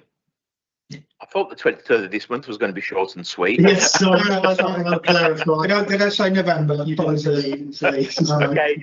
Yeah. Right. Mark Holmes wants to pass a comment. Mark. Yeah, so thank you, Chair. Just a very quick one in terms of land management, just to say that within the local nature recovery strategy, we've looked at catchment-based approach to land management and considered, when looking at the different types of suggested habitats and things, the wider ecosystem services such as flood attenuation and other things as part of that, and that will help to inform things like biodiversity net gain requirements and potentially unlock other sources of funding, which we're working on through the Local Investment and Natural Capital Programme, which Cornwall's a pilot region for. So there's a number of programmes already on that platform looking for funding that take a whole catchment-based approach that are worth looking at and thinking about as we move forward, building on the learning from things like STAR project. So that's all part of the LNRS consultation, which will start early next week. So I'd encourage members to have a look at the mapping and supported documentation of the strategy, because that will also then be used to inform the local plan. Frank. Yeah, just a quick one on the agricultural point. We're also having good traction with Cornwall or Cornish Mutual, the insurance company that insures, I think, about half the farmers in Cornwall. They are absolutely on board with controlling the flood risk because there's economic benefit as well as overall benefit for them as an organisation. So they are also helping the general cause of how can we manage land better, ploughing directions, the kit, the equipment. And that photo I flashed up in my presentation with the small humps in the furrows, you know, that is bespokely made bits of equipment by, I think that was CEF actually doing that. They are thinking about these things.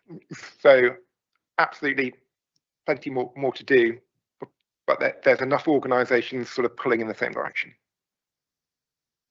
Okay, thank you. Councillor Pascoe, Jane. Thank you. I will be very brief because I know you're panicking about time. Thank you all very much for the presentation and the report. First question, you mentioned a link to reports, agricultural runoff. Could that be sent to us? That would be really useful, particularly in my area. You will note by my very muddy wet car outside. I do have significant problems in my part of South East Cornwall. And the other question I was going to ask, and forgive me, I have read the report, but forgive me if I have missed it somewhere. Do we have a plan? We've got a lot of harbours and they're getting very old. Their structure is deteriorating, and we know this from Mevergissey, Charlestown, Pulperro. Yesterday, the wall at the Tor Point at Ballast Pond collapsed. So we have got problems. They're almost at the end of their lives, aren't they? They've had a lot going on. So do we have a plan? Because it became evident when I was working prior to Jim taking the seat in the Pulperro area, that the harbour commissioners don't have enough reserves to be able to deal with the colossal costs of when something happens and it deteriorates. So do we have a plan overall for all the harbours in the county? How does that work? Because I can see other harbours that are shortly going to be getting into trouble. This is quite a long answer, so I'm conscious of where we are with the committee's timing, but I will try and keep it brief and we can probably pick it up separately. I am concerned about the state of many of the harbours in and around Cornwall. They are, in some cases, nearly 200 years old in relation to, and I think it's testament to the engineering skill that built them in the first place that they've lasted as long as they have. There are a number of them that have got significant issues and damage. It's challenging because not all of them are in public ownership. They are private, and as you've said, those harbour authorities or trusts often don't have that money. We've been trying where we can with instances like Mevergesi and Polperro, where they've been able to find funding through things like good growth and shared prosperity to allow the flood risk component of the funding mechanism that Frank was talking about to match some of that to assist with those going forwards. It does in a lot of instances place more burden again on the council, because the only way that that can be provided to those third party asset is through the council. We have an understanding of what the condition of all of those harbours are as of about 3 or 4 years ago. It's not the most current, although the assets are being re-inspected at the moment by the Coastal Monitoring Programme. The plan is a harder question, because I think it's something that I've talked to the regional coastal engineer from the Environment Agency about, and we are trying to raise it at the committee level around. We're heading to a point where some of those are falling down, and Polperro was an example of that, where the next storm it probably would have gone. So the answer to part of the question is there, but the remainder of it I think still needs work and remains unanswered, definitely. I just wanted to flag it up because they are so important to the communities, to what goes on in them, and everything that makes Cornwall. So, you know, it's a stitch in time, really, is what I wanted to say. But thank you, Chair. Rather ironic, at 2 o'clock there's the Harbours Board meeting next door. Yeah. And finally, can I actually just thank South West Water, who probably gets a lot of stick from people. I had an area where I had 364 spillages in the year, which I counted as all the time. They've put new tanks in and we've had no spillages. So thank you very much indeed for bearing with us. And Frank wanted to come back on your previous comment. Yeah, again, just quickly, we are absolutely aware of the issue with the Cornish harbours, and we share that concern. So we're going to work with Rees and others. We have these innovation funds, and we have DEFRA asking for what we'd like to look at next. So post 2027, as part of that, we want to put forward the idea of a study and investment coming into the county to look at the state of our Cornish harbours and what we can actually do. Because, yeah, I share your concerns. It is absolutely. Thank you. So we are working on it. Okay, thank you. And at this stage, before we go to the recommendation, I'd like to formally thank Frank, Alan, the two Marks, Helen that's been hiding away, and Rees for their input this morning. I think it's a good job we started slightly earlier than planned. Otherwise, you know, it could have been a topic for all day. And it was a parochial that Frank included a new view of Portreath as far as I was concerned. with the tunnel going underneath, because I didn't know that was happening until today. But so we have a recommendation set out in the agenda. I will move, and I'll ask Councillor Sodhi to second, that the Flood and Coastal Erosion Risk Management Annual Report, July 2023 to June 2024, including recommendations as detailed in Appendix 1 of the report, be approved. Recommendation can be found in Section 9 of the FCERM Annual Report. And number 2, that the Council continues to work with the other risk management authorities, South West Water and the Environment Agency, and a wider group of stakeholders to maximise partnership working to the benefit of our most vulnerable at-risk communities. Happy to second it, Mr. Chairman. Thank you. All those in favour? Unanimous. Thank you very much for a very good debate. I said you're welcome to stay, and I will apologise to Nick for running late on his session. Thank you very much. Thank you so much. Yeah. Okay. Does anybody want a quick visit while we have a juggle round?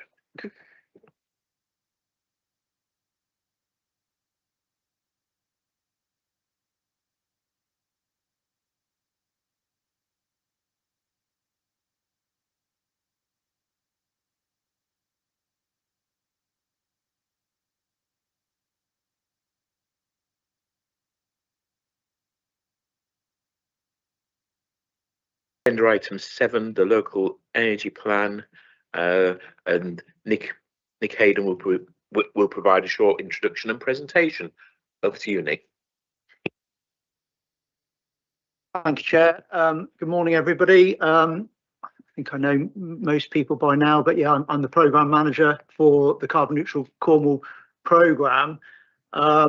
I will give a short presentation, just summarising some of the key points within the papers, and then we'll move on to questions. But I think we're nearly 18 months now into the development of the local energy plan. I think this is the 4th session, either formally or informally, with this committee. So I'm hoping that the committee members are reasonably well versed with the purpose of the LAP, its importance and significance in Cornwall's future transition to net zero, but also its strong links with our future growth plan as set out in the growth strategy. So just my short presentation, I will just highlight, I'll recap just in a couple of areas which I think are important in setting out the journey that we've been on in developing the LAP thus far, and as we approach the final stages of it, but then also looking ahead to an important next step, and as we ready ourselves to go out to consult on the draft LAP.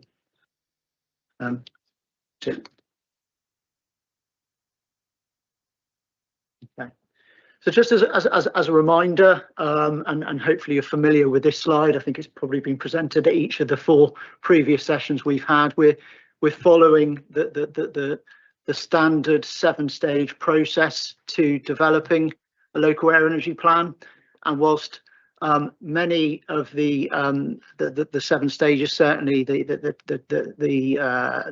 collection of the evidence base, the technical analysis and modelling that goes with it, are all a standard approach that our lead contractor City Science have been following. And this is a reminder, is what makes our LAP unique, and was key to the grant funding that we got from central government to conduct this LAP, was the extensive engagement and co-production we were aiming to do within this LAP, and that runs right through each of the seven stages, and that is quite new to energy system planning, which is often quite a closed exercise, and was part of the government's rationale to piloting this new approach with us. And hopefully, as we go through this morning, I'll be reminding you of where that important engagement has come from and how it's fed into the development of this LAP, and hopefully how it serves us well as we go into the consultation stage of this plan. Again, and hopefully you'll cast your minds back to one of the previous workshops we had with this committee. It was a combined workshop that we had with this committee and the Economic Growth and Development OSC, which was looking at the different scenarios. So when we're looking at our future plan, one of the key exercises was to look at a range of different scenarios for how we might arrive at our future energy system. Now there were actually 5 scenarios that were under investigation. One is a do nothing, which I haven't included here, but it's important to recognise that as a scenario. And then there was the 4 others. One is nationally set, so the national net zero is a mandatory scenario that all LAPs need to examine, and that follows the Committee on Climate Change balanced pathway. And then we had 3 optional scenarios that we looked at. One was a technology transition scenario, so that looked at the different range of technologies, low carbon technologies that we have at our disposal in Cornwall that is unique to Cornwall. So when you think about geothermal, role of biomethane, floating offshore wind, these are not technologies that are universal across the country, so they are unique to Cornwall. So that was one of the scenarios where we looked at the role of those different technologies could play on our net zero transition. We also looked at maximum electricity demand. So that was a scenario really looking at, if you electrified everything, what would it do to the grid, or what demand would be required on the grid reinforcement to meet that maximum electrification scenario. And then finally, we looked at an accelerated action scenario. And this layers in the role of behaviour change, societal behaviour change. It's seen as the fastest route if you're combining low carbon technologies and high levels of behaviour change. So that when I say behaviour change, that's acceptance towards certain low carbon technologies, willingness to change behaviours, lifestyle choices in certain areas, is often seen as the fastest route to decarbonisation. So we looked at that scenario also. It's important to recognise that in developing and examining those scenarios, again, we took a high collaborative approach to that scenario development and examination. We alongside collecting a whole range of evidence, both from local interested parties, but also working closely with some of our primary stakeholders at National Grid, who produce their own future energy scenario plan, and taking stock of the Committee on Climate Change as an evidence base. We also heard from a range of wider stakeholders through various forums. So we collected opinion through a public opinion survey, over 3,000 responses to that public survey. We ran roadshows around the county. A first for energy system planning, we conducted a residents' energy panel where we identified 50 residents from around Cornwall through a sortition process, who joined us for 3 weekends to deliberate on a range of different interventions and considerations around the transition, alongside a number of different workshops with subject matter experts and organisations and businesses, all feeding into that scenario development process. And the input that I mentioned earlier of this joint committee that we had also fed into that. Couple important publications that are attached to the papers today. So the outputs of that early engagement report and the residents' energy panel, which have both been published, are available, but just goes as part of that evidence base that went into it. So from those exploratory scenarios, we moved into formulating what we call the best outlook scenario. So remembering that scenario describes the end state. Okay, and the best outlook is taking all of those views, the views of stakeholders, the aspirations, alongside the evidence base to form a projection of what we think is the most favourable but realistic projection of our energy system at a net zero end date. Okay. So this is language that you'll start to see within the LAP once it's published, that best outlook scenario, and importantly, it defines those acceptable boundaries. And the acceptance is where the public opinion, stakeholder viewpoints really come in as acceptable boundaries that we should be working within. So just to illustrate that as an example of what we mean by a best outlook scenario for one of the 7 mission areas, one of the 6 mission areas, buildings. Here you can see how those viewpoints have fed into the best outlook for buildings.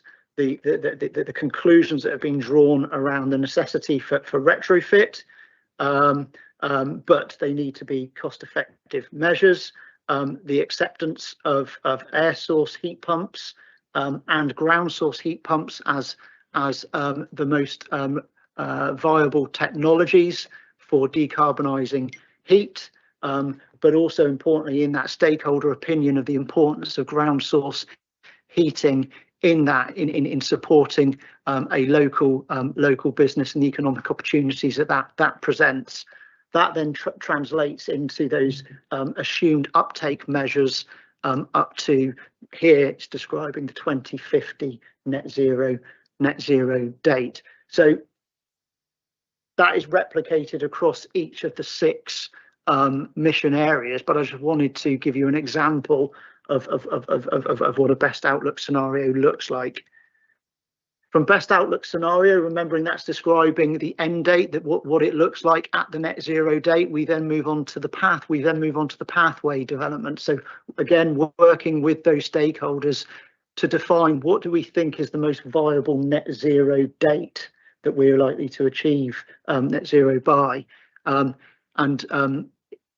Important to state here that through that work, the projection for net zero date under this LAP is set at 2045.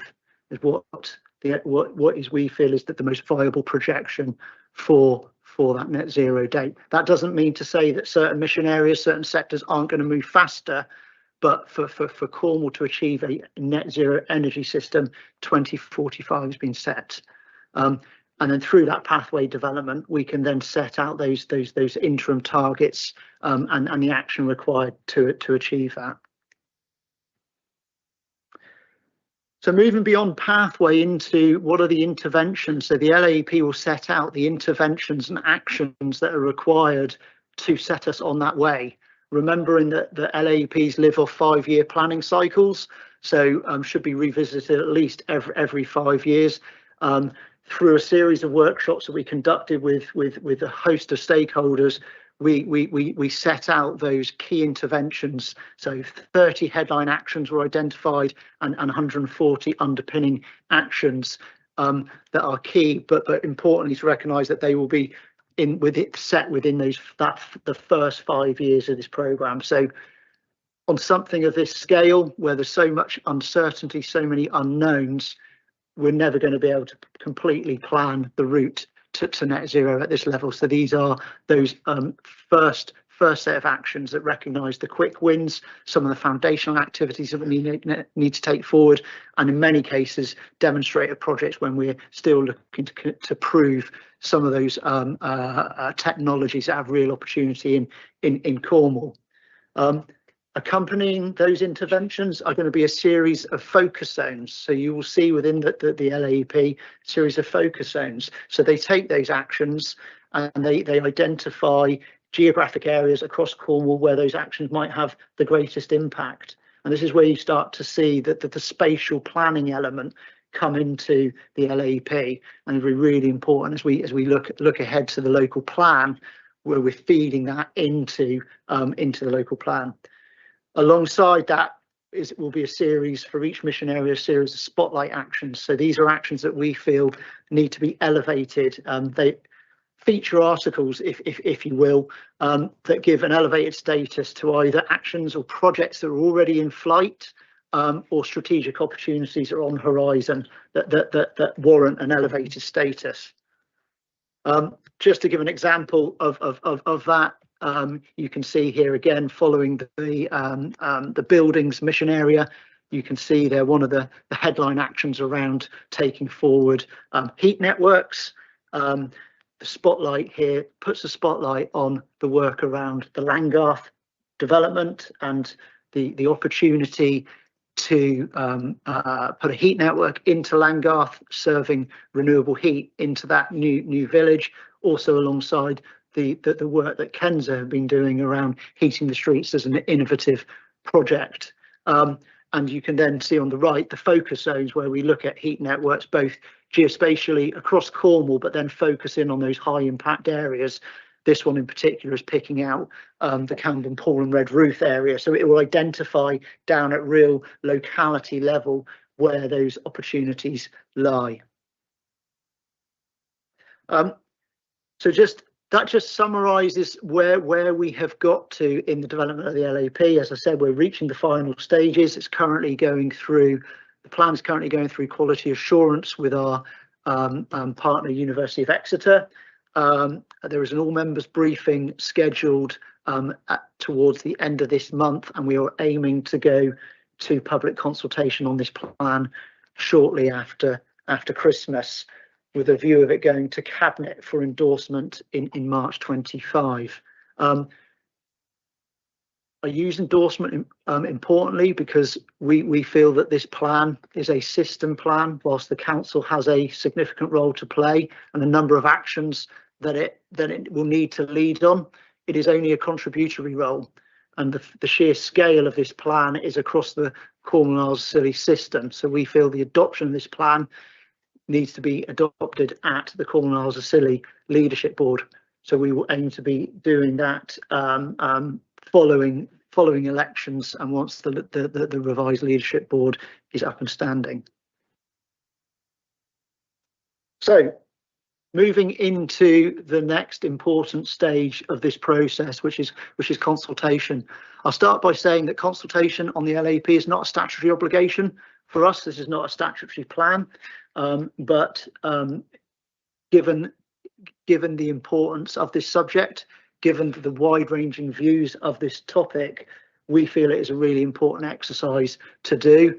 And primarily, we want to use this as an opportunity to confirm the plan as a credible and realistic plan for Cornwall, but also an opportunity to retest the assumptions that are built into the plan, generated from all the engagement that have gone this far. So this consultation exercise will be an opportunity for us to retest that. We'll be looking to go out to all audiences. So this will certainly go out, and we'll be encouraging all residents across Cornwall, all residents and business across Cornwall to participate in the consultation. We're very keen to talk to some of our largest energy users, as we have done throughout the development process, and myriad of stakeholders that were previously involved in the development process. Also, we also recognise that we need to engage with some of those big anchor institutions that form the Cornwall Scilly Leadership Board, because many of the actions will reside with them alongside Cornwall Council. So we'll be doing that through face-to-face briefings. We'll be hosting online events, and there'll be a consultation questionnaire. I'm conscious of time, so I just wanted to really draw your attention to, whilst the consultation will look at all of the 6 mission areas, and there will be some overarching questions to test for areas around the pace of change required. Pace of change, do they think it's realistic? Is it ambitious enough? Areas in which we might be able to go faster, to gauge people's opinion on the importance of the local energy. What are the driving motivations for people to act? Is it the decarbonisation agenda? Is it energy security? Is it energy cost? Is it our growth opportunities that this represents? So we've done some of that, and that you'll see that in the early engagement reports, but we need to retest that. But we'll also be looking at some of those key areas of public where we know there's high levels of public interest. So we'll be looking to retest those planning assumptions that are built into our best outlook scenario, particularly around renewables and the deployment of solar, onshore wind, the adoption of geothermal, and the acceptance towards those technologies. Also in transport, the acceptance towards modal shift, the acceptance of EVs, and the low carbon technologies around heating homes. We'll be also examining things around like the conditions of those acceptance. What sort of conditions do people need to see in place to make that acceptable? The willingness to change personal behaviour. We're also keen to hear about action that people are already taking, and then more broadly support for the actions that have been identified within this plan. So nearly there, folks. And finally from me, and again, this is just for illustrative purposes, you can start to see, and again, this isn't necessarily the final set of questions, but I just wanted to share with you from an illustrative perspective the nature of the questions that we'll be looking to include in the survey. And the importance of this is that there will be a multiple choice, where we're looking to gain, it's not going to be a binary yes, no, there'll be multiple choices. We will be including the key bits of narrative from the LAP in the question, so that people aren't expected to go and search for it. and this is something our consultation lead, Dirk, has started to apply in other consultations, and we will certainly be applying that in here, so that the question relates to this narrative that relates to the question being asked them. And then finally, from me, just a kind of admin point in terms of the resources. So the resources to fund this consultation will be funded from the grant that we've been given from what was BEIS, formerly now DESNES, and will cost no more than 10,000. So there's no additional cost on the council to run this consultation. That concludes my presentation. I'll open up for questions. Thank you very much, Nick. Going back to Tuesday, I mentioned a comment about figures out of balance on page 250. Yeah. Did you manage to resolve that? Yeah, thank you, Chair. That's it was an error in the table. It being inverted was the word, but it was an error in the table. It has since been rectified and reposted on Let's Talk Cornwall. I can confirm the male to female was a 49-48 split, 49% female, 48% male, but it has been rectified. Thank you. Thank you for. At least we know there's more than 15 males participating. Yeah. Compared to loads of unknowns. So I'll open the floor to members. First one, Councillor McKenna, Jim. Thank you, Nick. Thanks for the presentation. Brevity helped as well, but really welcome the approach the council's taking, particularly the level of engagement, which, as you say, isn't necessarily compulsory in all areas. So thank you, and look forward to seeing sort of the next stage, or potentially the final stage.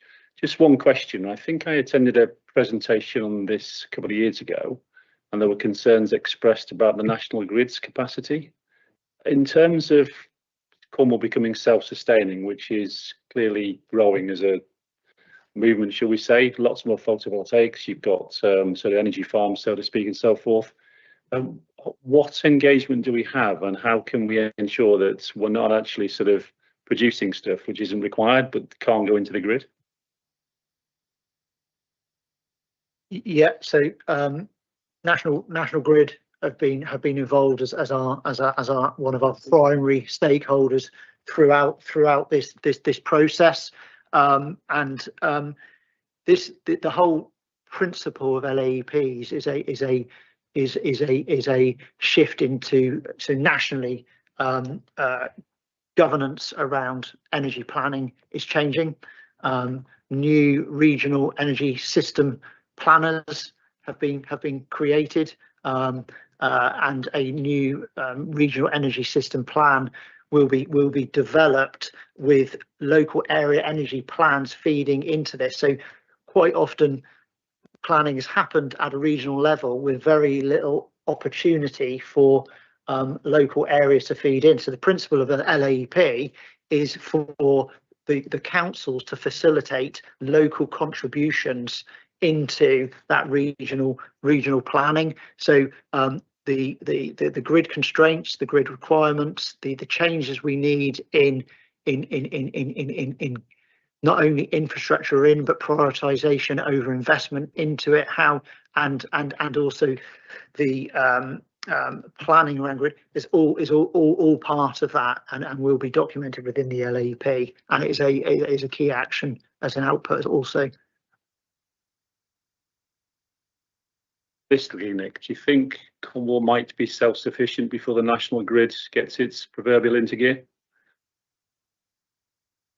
I never thought I'd ask that question. I think that the challenges is a chicken and egg. So there's a number of our potential energy sources and things that we can't connect to the grid to do that. So what are the key outputs of this plan is that it's used as a local evidence base, so it helps us build in the requirements of what happens at there's two different types of energy. You've got the distribution network, and for Cornwall it's got a little bit more complex because you have the National Grid are both our distribution network operator, which is what our Cornwall network, for want of a better phrase, and then they're the national network operator, and we need upgrades on both of those systems. But the local energy plan is a key part of that local evidence base to inform those investments and the dialogue with central government and Ofgem around the types of investments that would be required. But it certainly evidences that Cornwall can play its part, and there are significant opportunities economically for Cornwall to be able to do that, and that is an important part of the outcomes of this work, that we've talked about it and we can show it, but actually this provides the evidence and the data to back that up. Okay, thank you, Barry. Councillor Jordan. Barry.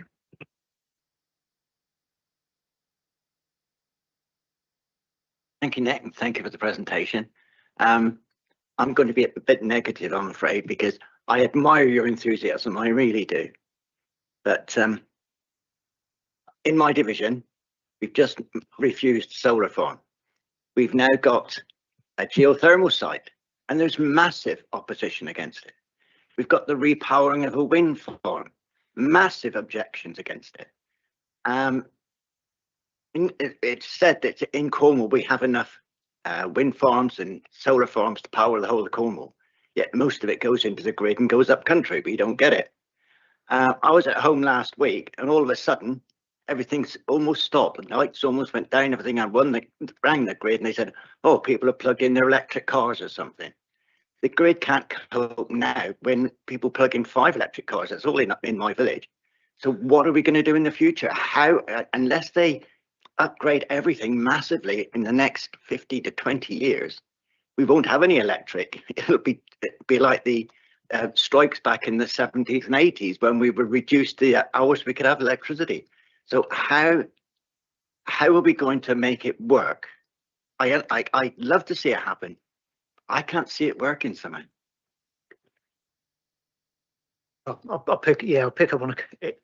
So not underestimating, whilst I will always be positive, not underestimating the challenge, and you have pointed out it is a divisive issue, and opinion is split. What I will say is from the engagements that we've done thus far, public opinion in the masses are very supportive of the need to move to a net zero economy, and they are supportive of renewable technologies, and in the reports there you'll see the feedback. You'll see some of the results from the surveys conducted last year.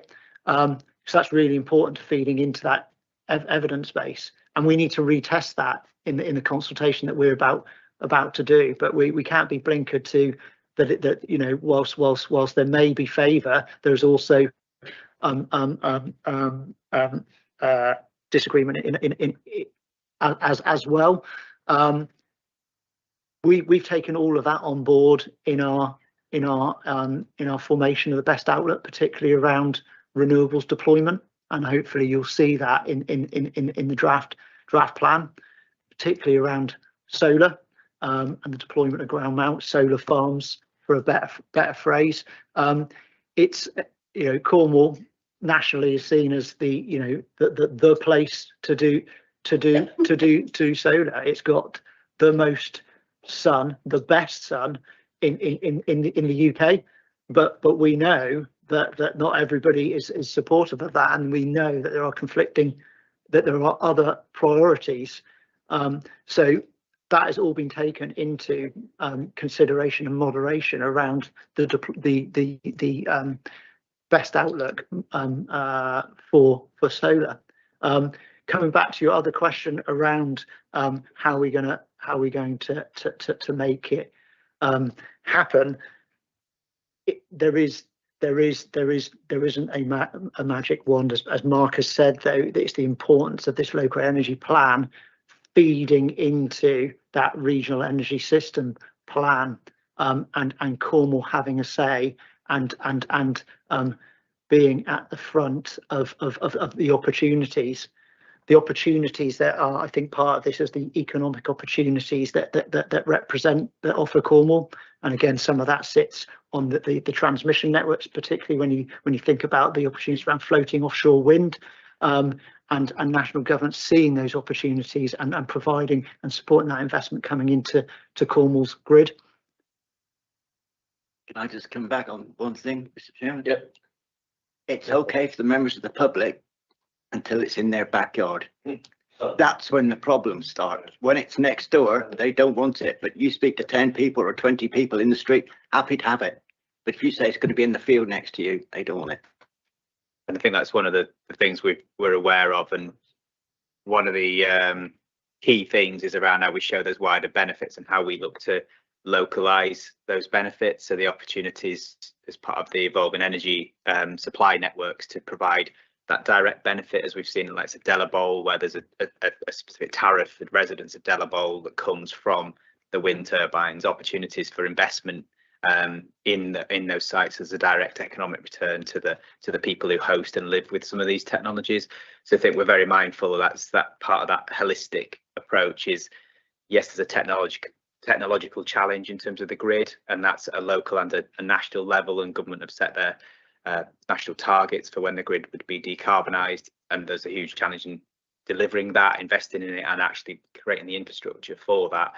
But then there's a huge opportunity of how we bring people along, and it's renewables is one part of it. It's the same for modal shift in terms of moving people into using public transport or active travel rather than the private vehicle, which is obviously a challenge, especially in our rural network. So yeah, it is a huge challenge, but go back to just that original point that it is using this evidence base and then how we use that to try and challenge some of those bits. So we have got a high proportion of renewable energy in Cornwall at present, but it isn't enough to meet our demand. There are certain times when the grid can't cope and supply is turned off or generation is turned off as part of an active management scenario, because that is part of preventing the system of basically collapsing, and then we rely on bringing in more fixed power from central power stations outside of Cornwall. But we can use what we've got better locally and do that, and then again we see some of those wider benefits in terms of security. Please don't get me wrong, I'm 100% supportive of alternative energy, always have been. Back on the North Cornwall District Council when we were looking at Northcote, 100%. I just can't see it working because of the NIMBY system. Okay. Councillor McGowan, Laurie. Thank you. A couple of questions, just trying to work out where to start. Possibly on that one in terms of residential versus industry approaches. Just looking at the stuff you reported there in terms of the decarbonisation or decarbonising buildings, and appreciate it's sort of a smaller group, isn't it, that you've consulted with to start with before going out to wider public consultation. But just in terms of it seemed that there was a preference for air source heat pumps and ground source heat pumps, for example, and not rooftop solar panels. And just wondering, if that now gets built upon in terms of the wider public consultation, and if something like solar panels is less popular, does that get excluded or deprioritised in favour of other alternatives? I've not phrased it very well, but just in terms of what you presented, seemed to indicate that rooftop solar panels from a residential point of view, for example, was potentially less popular than other sources. Have I understood that correctly, I guess is the first question. So I think we've taken on as you're right, there's been a series of different consultations. The public survey did ask around support for different renewable technologies, including rooftop, and so did the sector specialist engagement in terms of whether they were energy use. The general consensus has been to max out rooftop solar across the board, that actually people would rather see that as a way of offsetting other types of renewables, and how that's then built in as part of a standard which is out of our control in terms of new build properties and those sort of things. So rooftop is definitely something that is supported. The different supports for sort of ground source, air source, and those sort of things. There's a realization that with a ban in in petrol, no, the right thing, in oil heaters and other fossil fuel heating, that we are going to have to transition, and that heat pumps for some, not all, would be the right one. but I think as part of retrofit is then that balance of having, there's a really good opportunity to install a heat pump and solar to allow that, because one of our, I know we joke about Cornwall having the best solar potential, but that is ironically largely due to the winter sun we get as well. So that opportunity to use solar on roofs to power heat pumps and potential for storage in future as well is an important part. Just to follow up on that, part of the things, the early work that we've done is given us some information, and what we want to go out and do in consultation, so particularly to rooftop solar, is better examine. So we'll come back to that. So understanding the conditions for acceptance. So examine what it was that was, for some it might be aesthetics, for some it might be cost prohibitive.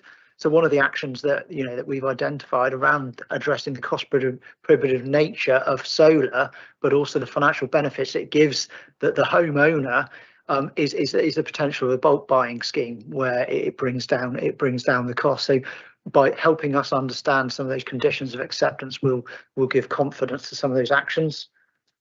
Just to reassure, the resident survey across Cornwall and Scilly was that 89% of respondents were in favour of rooftop solar. Great. Sounds like I misunderstood what was there, but that's really reassuring, because just in terms of personal preference, I've just put a new roof on the house so that I can start thinking about solar panels and all the rest of it. So that's great. And sorry, just back to the point in terms of residents being more willing to have something on their roof or within their neighbourhood as opposed to a solar farm next door. There's a clear scale difference and impact there, isn't there? But I'm sure majority of people would sign up for it if it isn't cost prohibitive, for example. So thanks for clarifying that. Next question is just around target dates for a net zero Cornwall energy system, if I've understood it, being 2045. And how does that contrast or contradict the net zero targets that we've been working towards in terms of 2030 and or now 2035?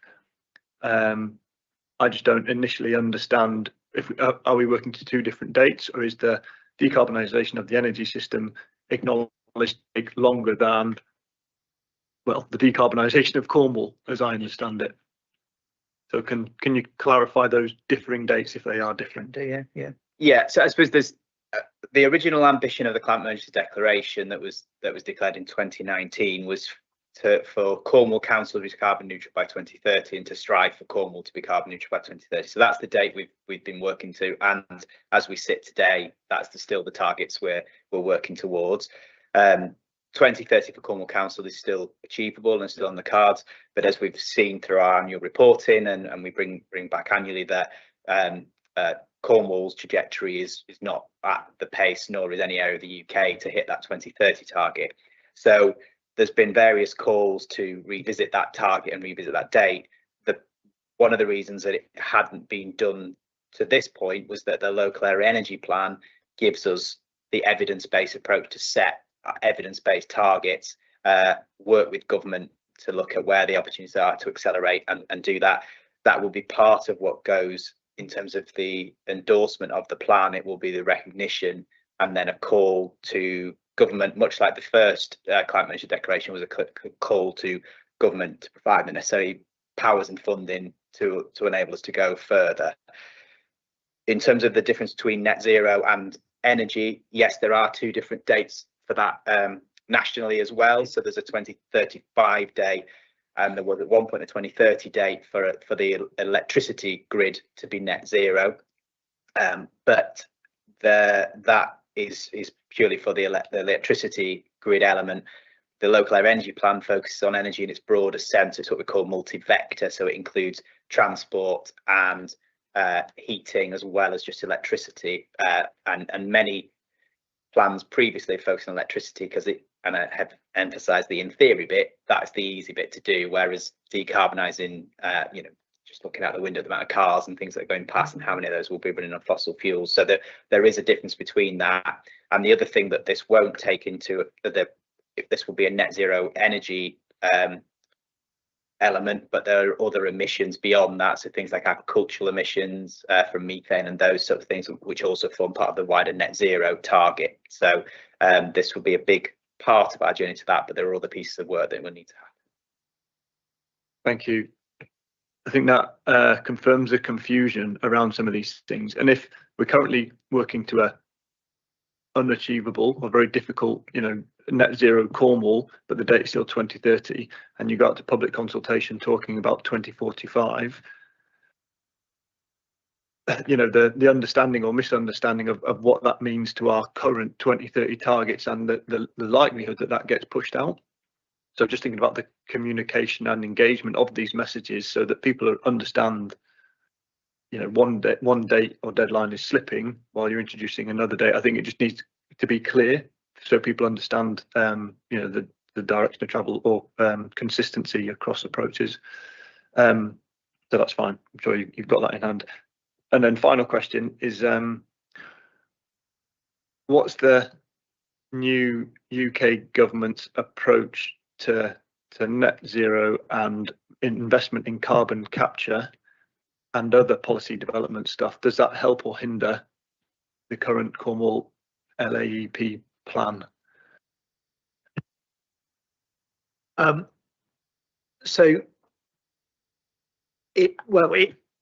we know that even at 2045, which is for the energy system, as Mark's importantly set out, the LAEP is the energy system and precludes other areas of our system, notably agricultural emissions. So whilst agricultural machinery and agricultural processes are included in the LAEP, the wider emissions generated from agriculture are not, and are a considerable part of Cornwall's carbon footprint. So we know even at 2045, within this LAEP, there are going to still be some residual emissions in the system that are going to need to be drawn down through different measures. So, up to now, much of that has been through natural solutions, carbon capture technology, as we're starting to see and as government are investing in, it's early days, but that it potentially will play a role. I don't see it altering the makeup of the LAEP, but it's that those residual emissions that we expect to see in our system that it might well serve. And I think just to go into some of those wider policy changes, so this LAEP was done using much of the policy that was in place under the previous national administration.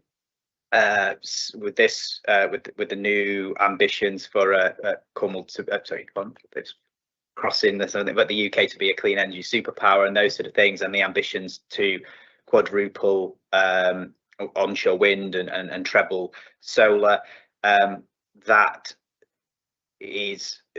makes or gives strength to the arm of the LAEP. But what I would say is that actually we, even within the best outlook, some of our modelling is not even to go as far as some of that we recognise that this, we only need to go so far to do this. There is an opportunity that puts more pressure on the grid for Cornwall to be a net exporter of energy, which has varying opportunities and challenges with it. So I think the current policy landscape helps with that. And the other thing is that because this, as Nick set out, it's working towards what the interventions would need to be hit 2045, but the reason for a 5-year review is to then look at what any changes in policy or technological advances might be. So carbon capture could be part of that. We know biomethane has a huge potential to tackle some of those methane emissions and also present fuels for farm use, for wider vehicle use and other things that could impact that if that really takes off. Technological advances in drilling for things like geothermal might make that more possible. Changes in solar panels. So just as an example, I got solar on my house a number of years ago, and the recently did an extension and got some new. There was 12 panels on originally to get 3 kilowatts. Now 4 panels does just under 2 kilowatts. So we're seeing those technological advances that will also influence that. So I think that's the purpose of that continual revisiting and looking at the new policy will be, but certainly the new policy position and some of the ambitions and funding opportunities that could come from some of the different things certainly put Cornwall in a good position.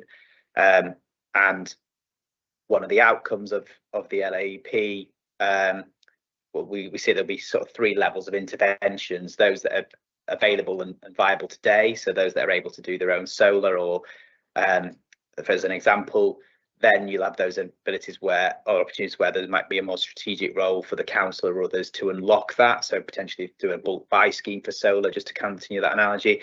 And then there'll be those areas where we're going to need either devolution or funding to deliver big scale change, like sort of housing retrofit or transport decarbonisation and those sort of things.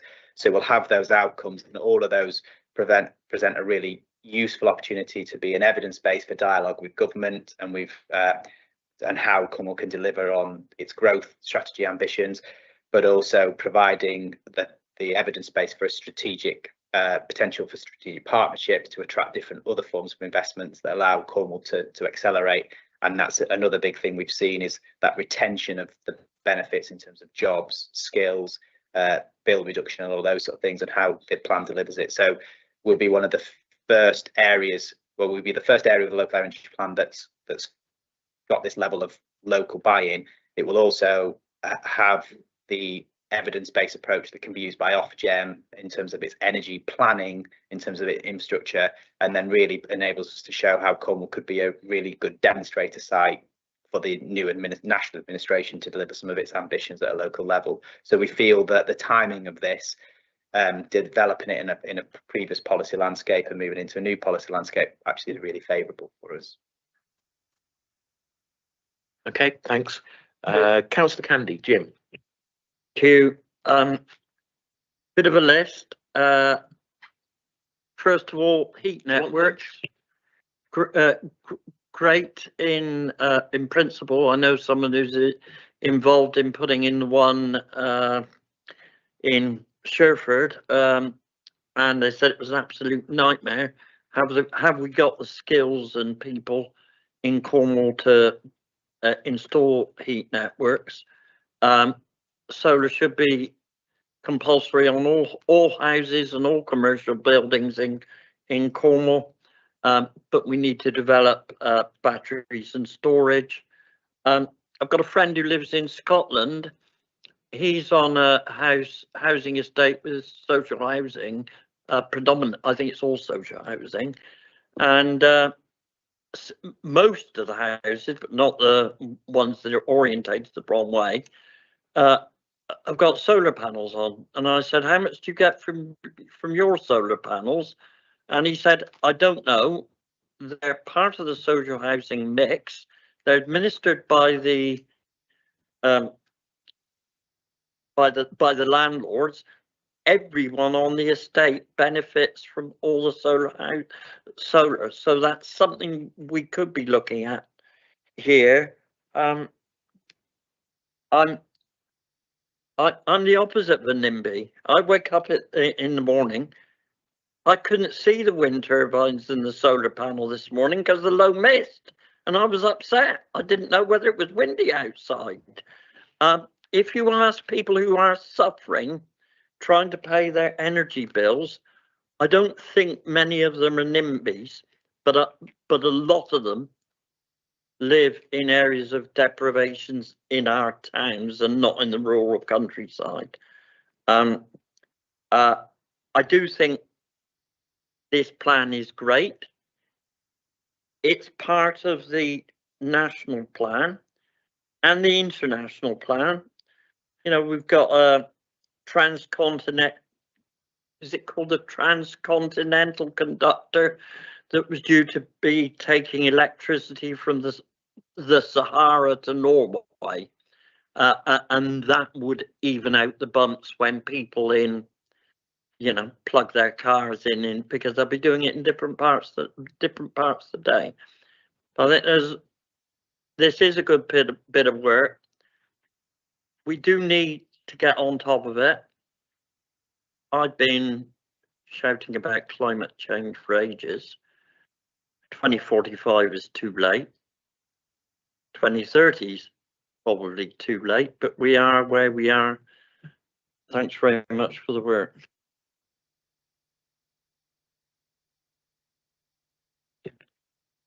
Thank you very much.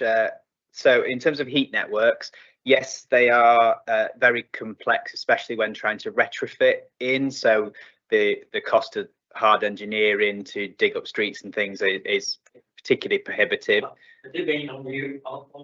Yeah, but it has been done. So the pilot that Kenza did in the Heat Streets project, that showed how it could be done, and actually putting in the infrastructure and allowing others to connect at a later date when their oil boilers and things come to end of life has potential.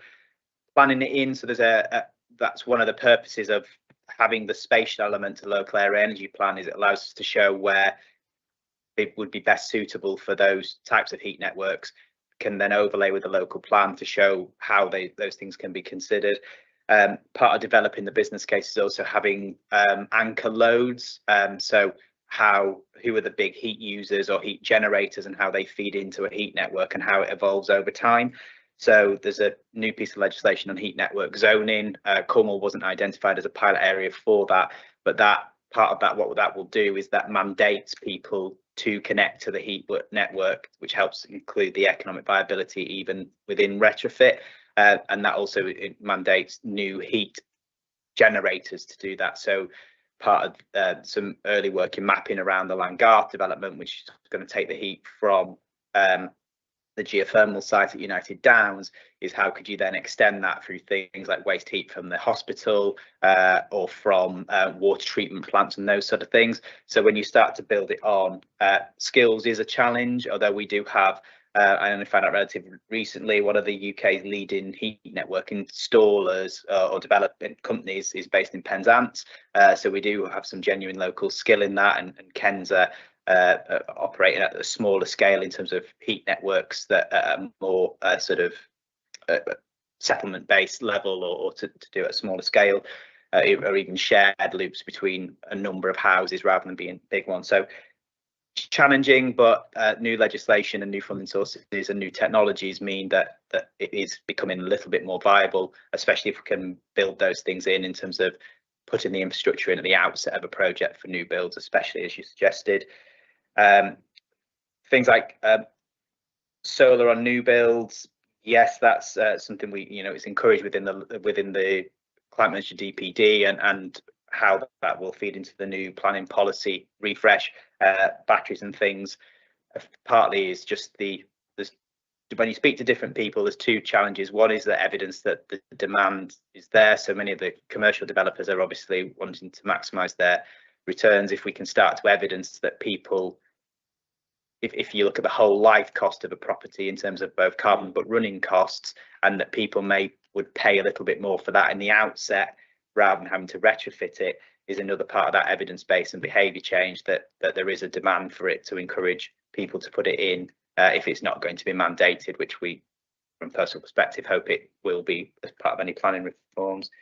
The type of scheme you mentioned with social housing, those types of models are becoming increasingly common, where a social landlord will look at putting in solar panels from a number of properties and then aggregate that up and create wider benefits by either ability to supply through either direct or virtual networks with their neighbours, and then everyone receives a benefit, or it all going into a central pot and then being reduced from bills. So there are some technological challenges with it and some licensing challenges, but there are a series of pilots across the UK that are showing some real promise in that, and it's certainly helping with the economic case for retrofitting into properties as part of again how these business cases stack up, that actually with some of the emerging technologies it can be, whether it's actually putting solar tiles on the roof when you're replacing a roof as part of a natural cycle, or as Councillor McGowan just gave the example of, actually when you have your new roof on, making sure it is suitable for solar in terms of that support. So yeah, there's big technological and policy changes we need to see, but they are all possible. And then the interconnected nature of it all, in terms of those interconnectors from other parts of the world and locally, there's a number go over to and from Ireland and things from the UK as well.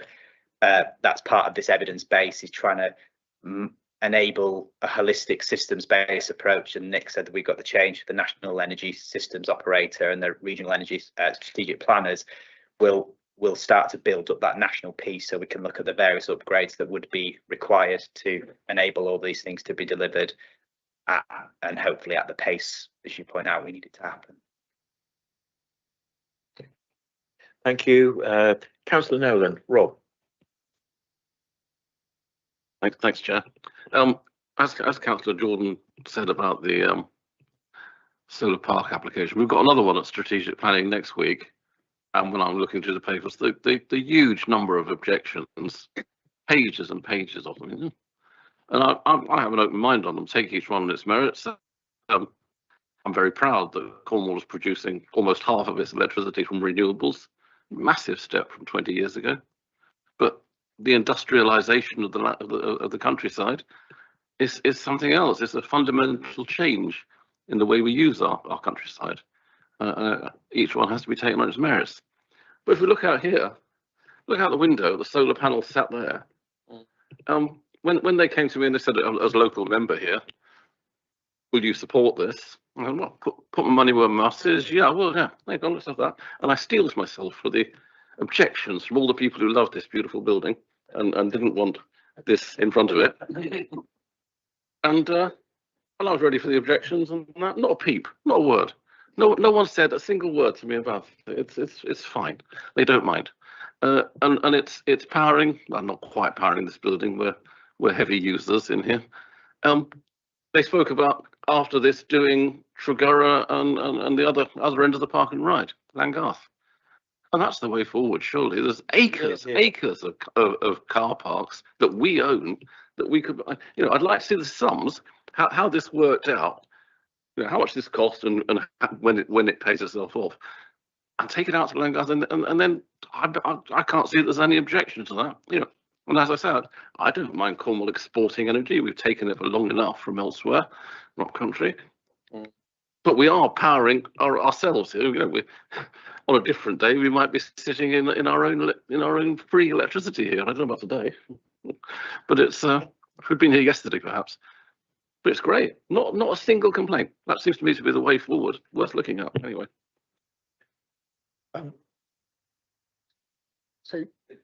Yes, so certainly the LAP and we absolutely recognises that, and as Mark I think said earlier in his presentation, in a response to Laurie around the LAP is quite clear on maxing out rooftop solar as a primary objective, and include rooftop adjacent to other brownfield sites. So that's there, but it's also not going to get us all the way. It's not going to get us as far as we need to go. But equally, we're not. The LAP is not proposing that we rely totally on solar either. We have a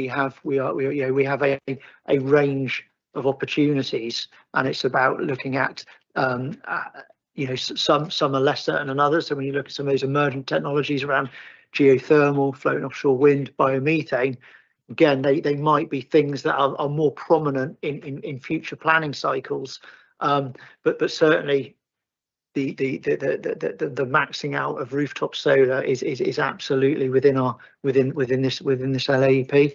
I know, Mark, you wanted to come in on the kind of cost nature.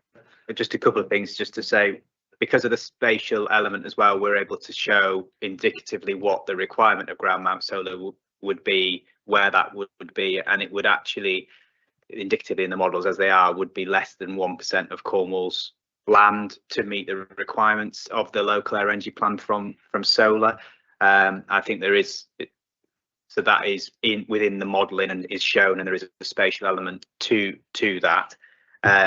But we're also considering that as part of the wider land use bit, links to local nature recovery strategy and things, as and how we look. And the key thing in both of these documents coming forward at the same time is to help inform that local plan and show how those interplays overlay that, the different land uses. And there's talk of land planning strategy coming at a national level as well, to look at some of that and how we interplay those different bits. But we do show that what the different land take is for different technologies and those sort of things. In terms of just answering your question for the panels outside, they cost £720,000. They have a 4.8% return on investment for the council. I'm trying to think. I think they repay 8 to 10 years, depending on energy costs, and it would save the council £50,000 a year on its energy bill.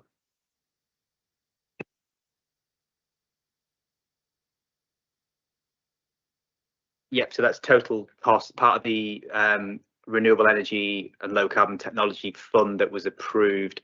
All of our new developments have to meet all of the costs from day one, so it has to cover all of the revenue and development costs, the borrowing costs, and the ongoing management, so operation management. So that's the complete lifetime costs are built into the model and decommissioning at the end. And so all of our, whether it was the solar canopy out there, the programs we've got in development at, or the one we've got installed at the Crescent, Kerno, the recent one at the airport, all cover all of their revenue costs and put in a return to the council. The overall portfolio to meet the 10 megawatts will provide a significant income to the council and wider savings on energy bills on any of our sites. Thank you. Councillor Sodhi, and Mr. Chairman. Well, I think we've heard already from Councillor Jordan and Councillor Candy. There's opposing views of just whether this is a nice idea, bad idea, different. I think we're lacking focus because basically the customer only wants to know how much is he going to pay out, how much is he going to save, and what's he paying, what's he going to pay in with the new package. And basically, you must know from all the research that you've made. The average cost of all the expenses from a household.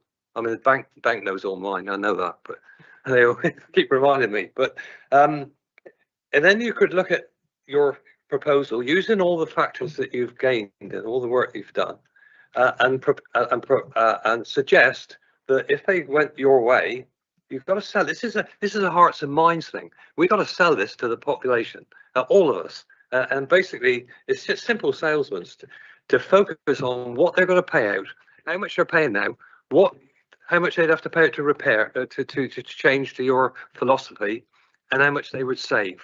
And then I think people would look at it like, oh, I don't want that in my back garden. They'd say, oh, I'm saving £50 a week here doing this. And that's what the focus we need, all of it together, rather than all these different, would you use gas, do you use, but we don't want that. The people don't want that. They just want to know how much you'll save. That's just a view. Thank you.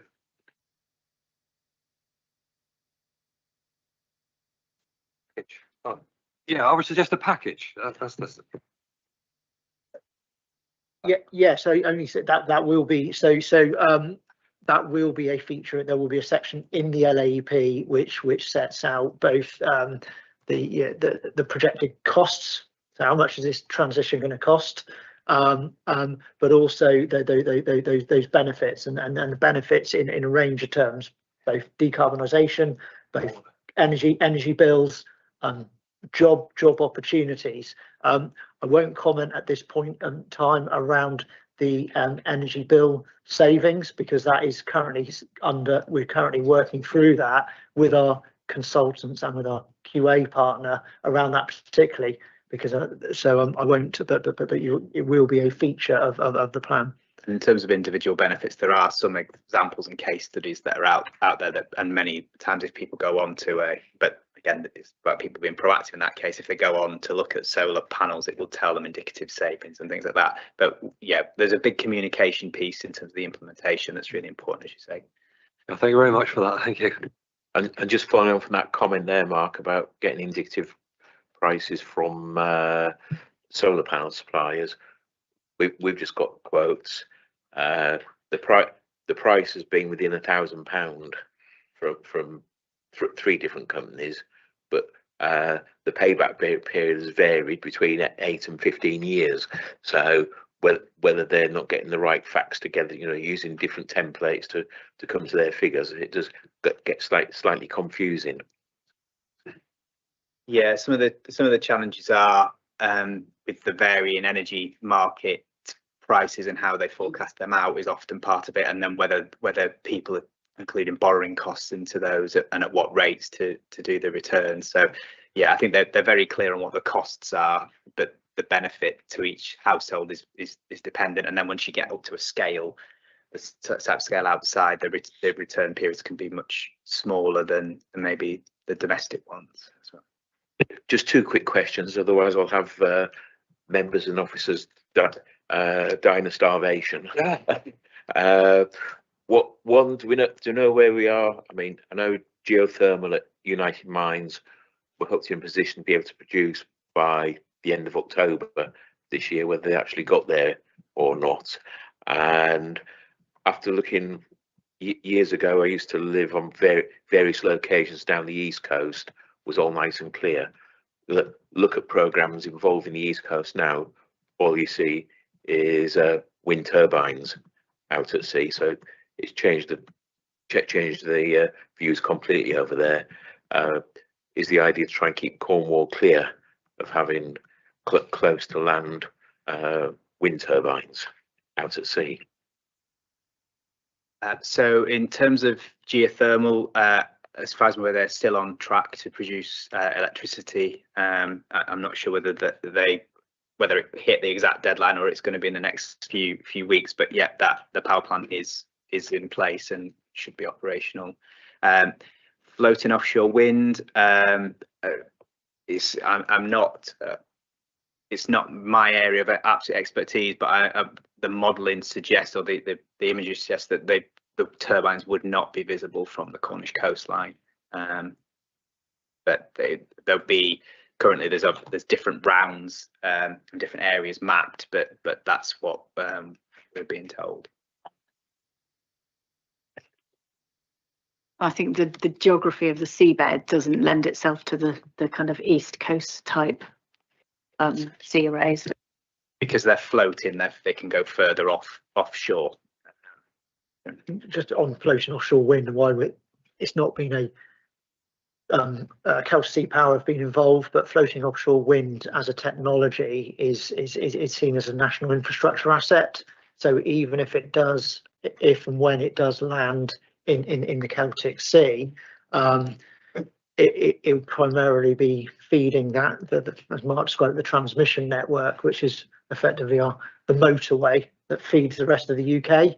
So while some of it will come to Cornwall, it's seen as a national infrastructure asset. So it's featured in our LOP, but it's not it's.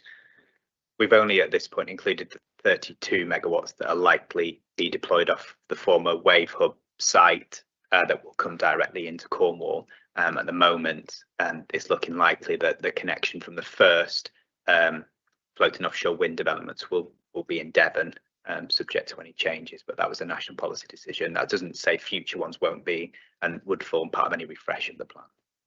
Okay, thank you. At this stage, I'd like to thank Nick and Mark for their presentation. So we have a recommendation set out in the agenda. I will move and ask Councillor Sodhi to second that the committee A, acknowledges the evidence-based and collaborative approach undertaken in the development of the LAEP thus far. B, endorses the proposed approach to public consultation. Then recommendations to Cabinet. It is recommended that Cabinet acknowledges that the evidence-based and collaborative approach undertaken in development of the LAEP. 2, recognises the Council's contributory role in the delivery of key actions with the LAEP. And 3, considers the consultation feedback when endorsing and implementing the actions within the LAEP. Yeah, happy to second that, Mr. Chairman. All those in favour? Unanimous. Right. Thank you very much for that. Right, next item on the agenda, leisure framework strategy for run on time starts at 1:15, but I'll call a break until 1:40. Hopefully that should give us enough time, because hopefully the rush in the cafe would have gone. So if we can stop the live stream, please.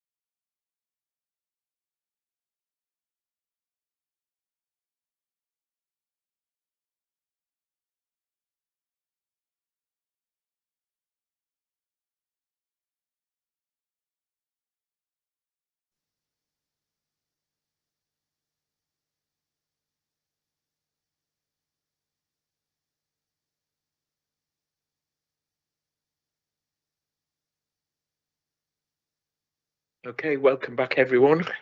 Hope you're fully refreshed after a short lunch break. Agenda item 8, leisure framework, and I'll ask Julie to provide a short introduction and presentation. Hello, thank you, Chair. I'm actually going to hand over to Heath Brandwood, who's our leisure manager, who's going to take you through a few slides. So over to Heath, thank you. Hi everyone, I'll just load up my slides now. Can everyone see? Good afternoon. Can everyone see those slides? Yes, can you go on to the full screen, please?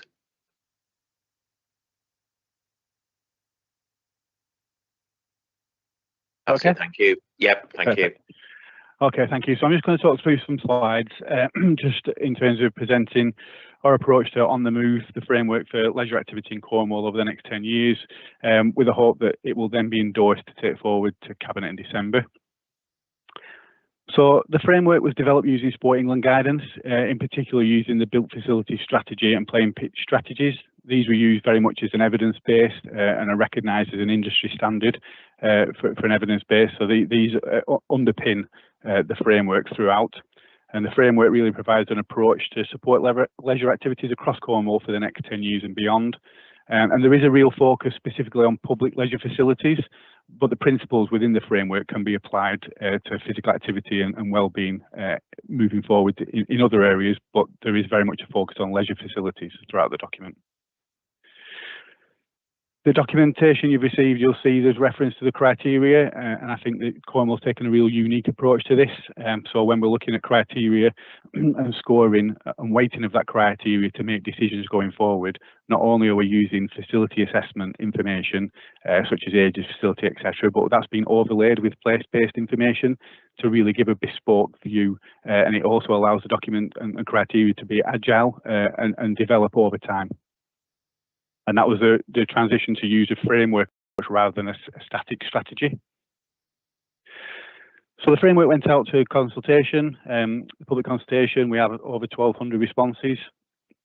Some of the highlights from the survey that went out, we can see here 68.8% of the respondents use public facilities. So it was actually great that 30% of the respondents didn't use facilities, because that gave us that sort of objective view as well in terms of the feedback that came through. And 57.6% of the respondents also use other places and spaces for activities such as beaches, parks, other infrastructure, cycle routes, walking. We found that 72% agreed or strongly agreed with the vision that we laid out within the framework. And then in terms of the priorities that are discussed throughout the framework, healthy outcomes, social values and accessibility were the top 3 that the public sort of prioritised for us in the feedback from the survey. And again, in terms of criteria, when we're looking at criteria, in terms of the public feedback we got, the top 3, provision of swimming pools to facilitate school swimming, transport links and age and condition of facilities were the top 3 in terms of the feedback of what we should be looking at in terms of weighting that criteria. And overall, 48.3% were satisfied or very satisfied with the content of the draft framework. Just wanted to draw your attention, so I mentioned some reference to the criteria and what the public came back. So this just gives you a quick snapshot of what that looks like in comparison to what we sort of had in place before we went to consultation and what the consultation showed us. So you can see for the place-based criteria there, where I've got pre-consultation previously, we laid out that high health inequalities and high deprivation indicators are the sort of top 2 areas we would weight. Whereas in the consultation that came back from the public that actually high use of schools for swimming and poor transport links came up higher in their feedback. And the same for facilities, throughput per annum was something that we were looking at, and through the consultation, actually age and condition of facilities came top in what the public felt that it should be prioritised. So that's, I'd be keen to sort of discuss how we look at that going forward. Obviously, this is the consultation feedback, so we will consider it when agreeing our final framework and considerations for the criteria.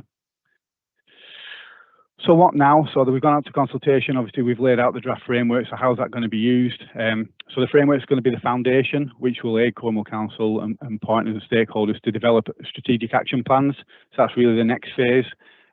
These action plans include strategic planning from the built facilities and playing pitch strategies, along with a new local plan for Cornwall.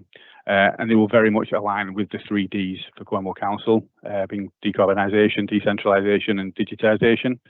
And the key priority is to work. One of the key priorities is to work with improving stage 2 swimming in schools, as that's a statutory requirement for leisure. And that was also interesting that in the public feedback that came, as you can see on the previous slide, that came quite highly in terms of a priority for the public. So an example of these action plans, so if you look at school swimming as one of those, so an action plan for the school swimming approach would very much be looking at a campaign. So we do know already that 31% of our children leave year 6 unable to swim 25 metres, which is quite an alarming statistic given the body of water that surrounds the county. And we know there's lots of challenges with schools around school swimming, transport, etc. So our first approach is to try and launch a campaign to support this agenda. And the first part of that has been to go out to schools. So that's all, we're already underway with that and consulting with over 200 primary schools. And we've already got some early data that we can start looking at with our colleagues in Active Cornwall supporting. So we're looking at, what is the school's existing approach to swimming? Is that intensive lessons, block lessons? What is the journey time? Do they provide their own teachers? What is the mode of transport, and what are some of the big challenges that the schools face? So we're some real great data coming out at the early stages of that survey, and we're working with those schools independently and have direct contact to try and sort of explore this in a bit more detail. And this is fully supported by local operators to push this project forward. So this is an example of how the action plans from the framework will then develop into some substantial impact. Got some good case studies that are referenced within the framework already of how we've been working successfully with leisure operators within Cornwall. Cornbray is an example of an ageing facility with a decommissioned track, and we can see how that's sort of been turned around with sort of real community spirit, being successful in some funding applications, including SIL.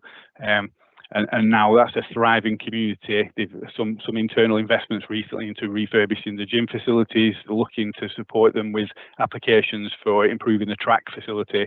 And we're also in conversations of looking to move from a lease to a freehold with Cornbray Leisure Centre, which would be the first in the region as well. Lawson Leisure Centre, another example of how through some capital investment from Cornwall Council to the Trust, it's now a locally run facility, and there's a real pride evident in that facility, and they've got some real exciting plans of how they're going to move that forward in terms of expansion. Again, the memberships, just speaking to them last month, they had the best income levels to date last month, so it's a real sort of upward trajectory for that centre. Similarly with Weybridge, very similar sort of community spirit. Again, some internal small grant fundings that allowed them to develop a cafe area and a soft play area, and really helps drive the community footfall through that facility. Membership's gone from sort of 400 to over 1,000 members per month. So obviously have a direct impact on income streams, and that real community sort of thriving spirit throughout the leisure centre. And then Saltash is really an example of a case study where there is an existing community hub around there in terms of real great strong connections with other services, the library service, the health service, local schools, local sports clubs, really looking to maximise that to build on the potential of the facility. And in conversations with other Cornwall Council services, perhaps looking to sort of co-locate within one building and create a real community hub. And we'd look at that as a test bed for Cornwall to see where that could be successful going forward. So there's some success stories that we've got so far, and then the action plan off the back of the framework, we'll be looking at how we can then build on these. And some examples nationally how this can be done. So the playing pitch strategy, if you've read through the appendices, it's quite a substantial document. This is an example of how this could be used. So this is a site I've worked at previously up north, where the playing pitch strategy was used to identify supply and demand, and in a certain area there was local authority owned 2 sort of dilapidated sand pitches, and nearby there was a school that had just refurbished a sand pitch under the PFI contract. So we were able to use the playing pitch strategies to identify that actually there was demand there. We could go to the Football Foundation and secure £800,000 worth of funding, and then also draw down £400 worth of money from Section 106 from a local development, and then that gave us a £1.2 million brand new state-of-the-art facility in that area with no capital investment from the council at all. But it just shows the success we can do. Now we have these documents available to us, and now we can work with partners to secure funding and create new facilities. And in terms of built facilities, it's exactly the same. So going up and down the country, being able to use these documents now, which we have in Cornwall already, in terms of the swimming pool support fund and public sector decarbonisation schemes, sort of accessing those fundings, which we have done for some PV work at 6 sites in Cornwall already. Well, 5 sites for PV and 1 for pool cover, so energy efficiencies. Examples again across the country. This was Accrington, where they secured, the council secured £2 million worth of funding from the PSDS, and then that was added to £250,000 worth of SPSF funding. So that's a 50-year-old building, so very similar to the age of the sites in Cornwall, but then significant investment in terms of energy efficiencies, which now gets them to operate a 50-year-old building at 60% more effective in terms of energy efficiencies, and then they can reinvest that saving back into the building, so invest in new gym equipment and changing facilities, etc. So that's just an example of how we can use this to access funding even for our older facilities. And that's actually led to conversations with that council now with Sport England. They've just secured £2.4 million to invest into a new facility in that area. Health hubs, so that's something that we're you know, is nationally sort of all the rage at the moment, and really accessing Sport England funding. So this one in Warsup, Health Hub, real community type site, so small 15-metre pools, indoor muggers, outdoor muggers, and a small community gym. But for this type of facility, I managed to access £1.8 million worth of grant funding from Sport England. And this is a real sort of model that Sport England are looking at going forward, sort of this real sort of health and well-being hubs in the communities. This is an older example, but this is just to talk about sort of examples where we can do shared capital projects. So there's lots of examples up and down the country where that's been joint projects with education. This one is an example with the NHS, so I think it was called the LIFT programme that the NHS were involved in, where they would go into capital projects with. This one was Burnley Council, and developed a facility that provided sort of social care and primary care, as well as have a fully fledged leisure centre, all combined in one facility, and that was joint funding from the NHS and the local authority. And I think local government sort of conversations at the moment in terms of monies made available to the NHS, particularly about facility development. You know, there are some conversations to be had there with the ICB and the NHS of how we move forward together. And again, having that built facility strategy really empowers us in those conversations. And then just to finish with the example of this one in Exeter, so St Sidwell Point, I'm sure many of you have heard about it. This was the first leisure centre in the country that sort of was built using the Passive House standard. So the sort of most energy efficient leisure centre in the country, was the first of its kind. These standards are used a lot in housing, but this was the first leisure centre to be built to these standards.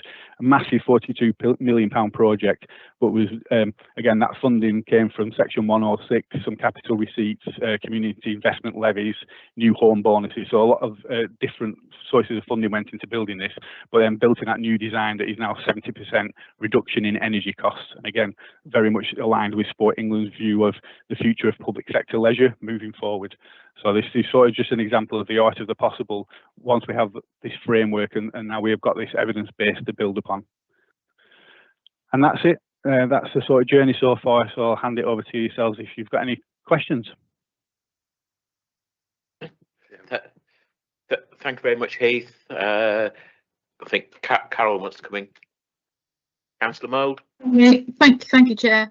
I just wanted to take this opportunity really to say thank you to Julie and Ellie, especially because they've actually carried a lot of this until we had the very welcome arrival of Heath as our leisure manager, and he's absolutely pulled all this together to deliver it to you here today. And there's an awful lot of work gone on behind the scenes to bring this to you. So I just wanted to acknowledge the amount of work that's gone into it, and just to say I look forward to hearing Scrutiny's view of it. Thank you very much.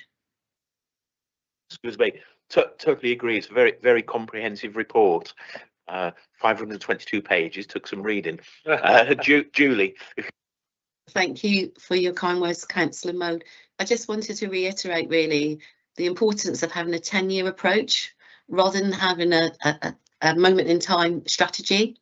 We know we're going through nationally and locally a lot of change at the moment. There will be opportunities that arise through the local plan and through potentially through national funding. So we're very keen to use this evidence in an agile way to make decisions moving forward. So some of the feedback we've had, particularly from some town councils, has been, why haven't you got all the answers? Well, no one has got the answers nationally yet, but now we've got this evidence, we're well equipped to actually look at an action plan for the future. So I just wanted to reiterate that. Thank you, Chair.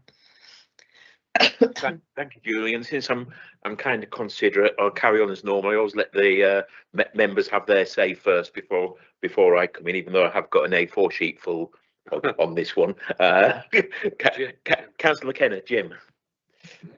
Just firstly, welcome the piece of work. It's always good to have current information when making decisions. So, and a reasonably strong response, I suspect, in terms of 1,200 and some. So, all good. And like the examples you showed as well, because it doesn't always have to be local authority funded in terms of particularly capital projects. So, positive on that. I just have one question really, and Sophie will enjoy this.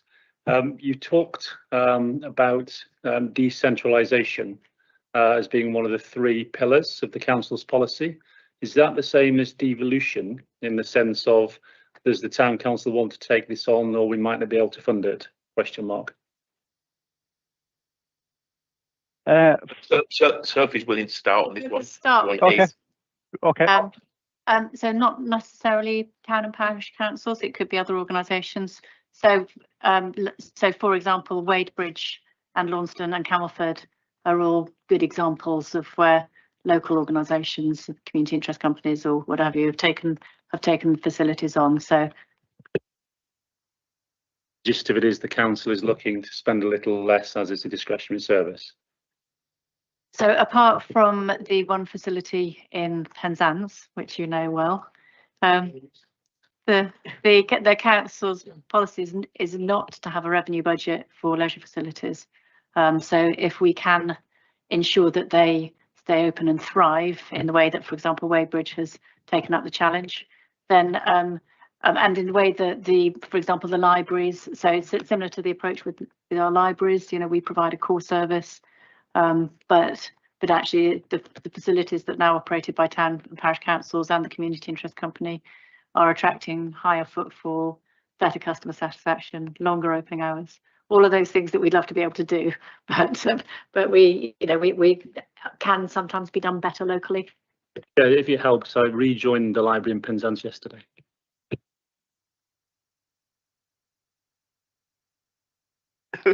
Thank you for that, Jim.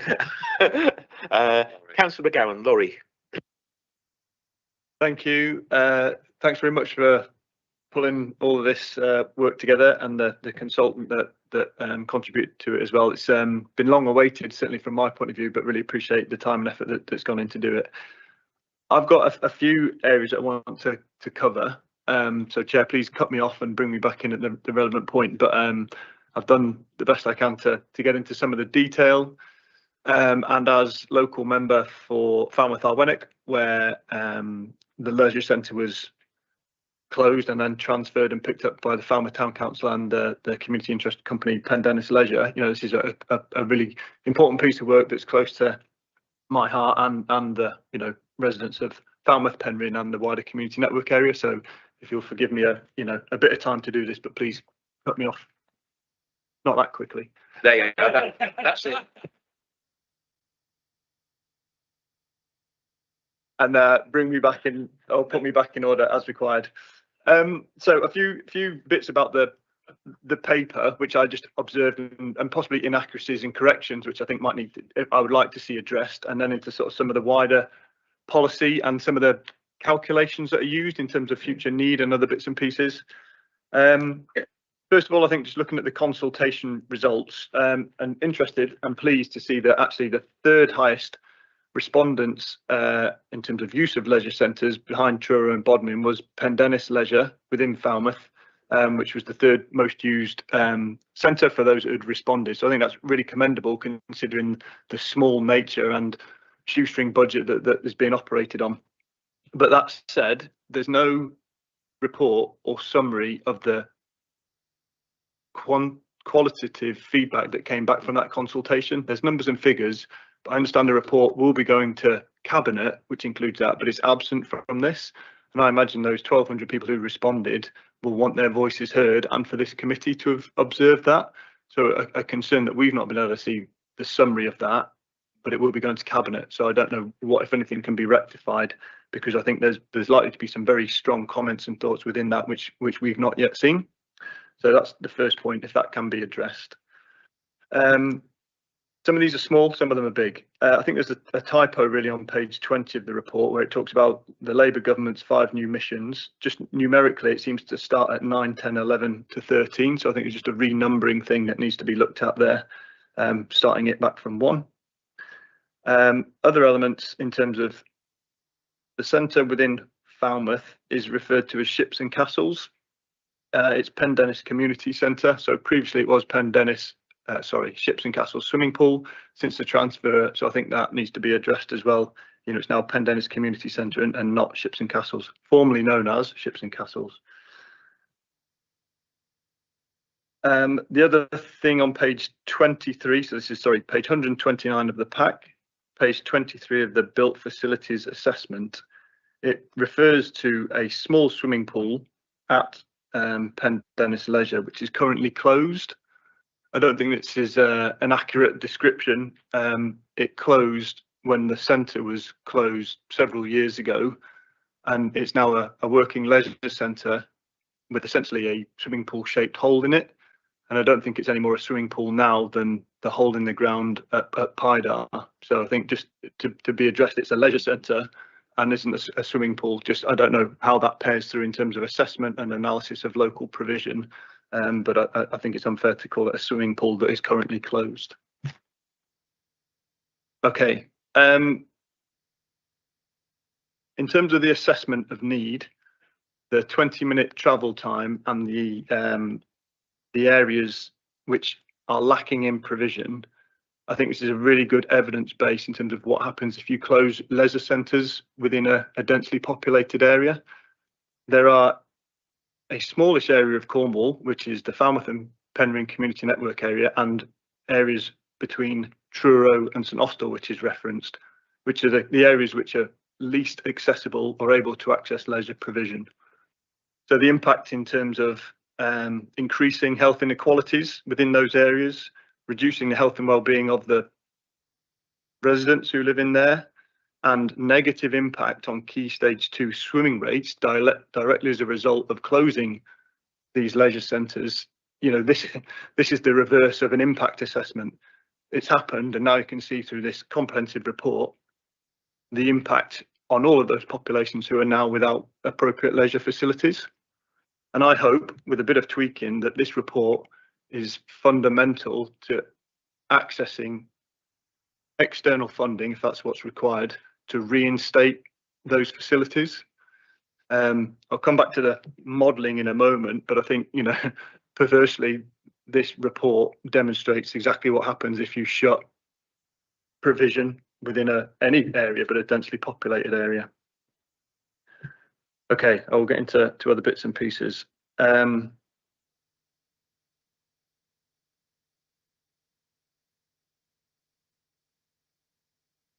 There's a section which talks around, so this is on page 41, there's a table, table 1, which is a summary of the built facilities strategy recommendations. And at point 4, it talks about the options to explore appropriate new provision being within 20 minutes drive of the catchment area. It does talk about residents living explicitly between Truro and St Austell, but fails to mention Falmouth and Penryn. I'd like that instated into the report because it's a huge area which has been undermined, and as a summary table I think it's important that, you know, that area is referenced alongside Truro and St Austell. So final point perhaps before I take a break and let others go on. I'd be really interested to understand the methodology used to calculate the need for future investment, and the link between the geographic area and the number of square meters within a pool that's required. So this is within the consultant's report, page 144, and a calculation which looks to identify the unmet need within the Falmouth area that just falls short of the 160 square meters required for further investment. I think it totals 144 square meters that's reported. And I don't fully understand the calculation and how you go from the geography of unmet need to then square meters of water within a pool. But I'd be really keen to understand, is this the Falmouth geography and demographic within Falmouth, or is it Falmouth and Penryn, which is also underrepresented, and or is it the Falmouth and Community Network area, Falmouth and Penryn Community Network area? Because depending on which of those is used will fundamentally impact whether this tips beyond the questionable methodology and the requirement for 160 square meters of pool space. So I'll perhaps leave it there. If you're able to answer that, that's great. And then I maybe, if I'm able to, come back a little bit later, Chair. Thank you. On that, I've had a word in my right here that things have been too specific compared to the rest of the report. Who would like to comment on it so far? I'm happy to come back and you're happy comment. to, If that's, yeah. if there's things you want to pass on to Laurie later, you're more than welcome to. Yeah, so, well, just to address, so I appreciate all the feedback, so thank you for taking the time to read through it, especially. In terms of the reference to ships and castles, fully take that on board, and quite a few of the comments you've made, when we brought this to the steering group for the leisure operators, Pendennis Leisure raised quite a few of the same issues, so we have had those conversations directly with Pendennis Leisure as well. But yeah, in terms of the table and summary and the calculations, it is complicated. So I'd happily sort of have that conversation outside of this group with you.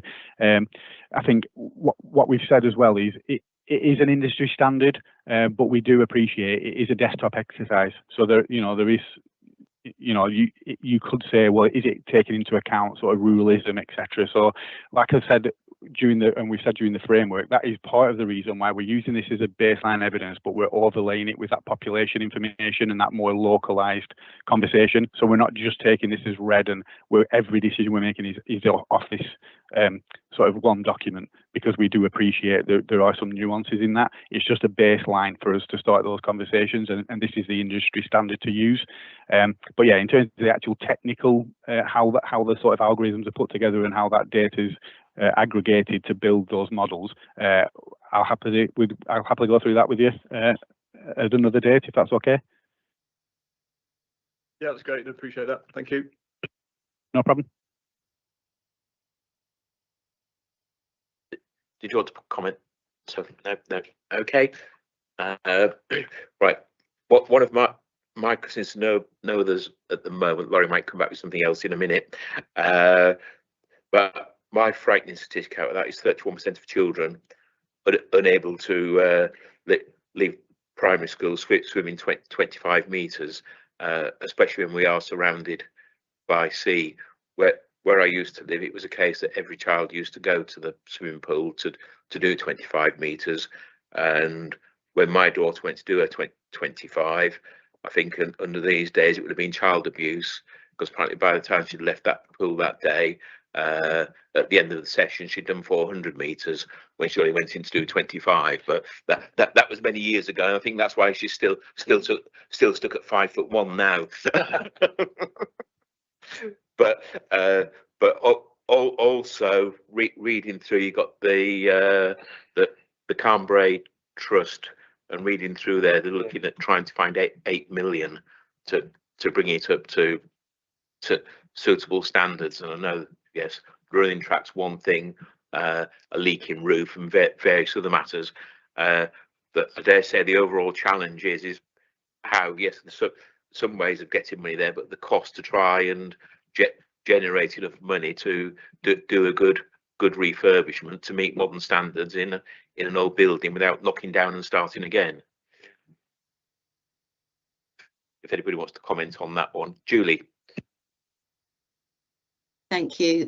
The swimming is what we're really passionate about, Chair. And I think it's something we started over the last couple of months really working on with our operators. And we're looking at finding some place-based funding to support schools in targeted areas to get free transport to the leisure centres. And some of our operators are looking to deliver some of these sessions free as well. So we want to pilot this work with some schools in targeted areas. So we will report back on that. And I think Heath will nod or not, but I think that figure is kind of equal to what's happening nationally at the moment. So we're not on our own in Cornwall, but I agree that we're surrounded by water, and it is more critical that we get our children swimming as early as possible. Picking up on the Calm Bray challenges, they have got a community ownership fund going through at the moment for a significant amount, not as much as they need, but it will refresh the roof and repair the track so it can be used for competition. So they are on a really good journey at Calm Bray, and our place-based data support any funding applications that they put through, because we can actually support with what we know about the deprivation and children living with low income and health inequalities. So our place-based assessment work is already being used to support their funding apps. So already you can see the benefits of us doing this work. So hopefully that helps. Thank you, Chair. I think Heath wants to come in. Thank you. Okay, thank you, Julie. Heath. Yeah, it was just to reiterate about Julie's point around the school swimming. So nationally, it is an issue. I think schools, across the country are struggling. Transport costs is a big part of that. But I think there has been some really good work done in Cornwall already. I think one thing that is different in Cornwall is you seem to have a higher than normal allocation of trusts, academy trusts, and that gives them a bit more flexibility in terms of programming and actually committing to school swimming in comparison to sort of local authority run schools.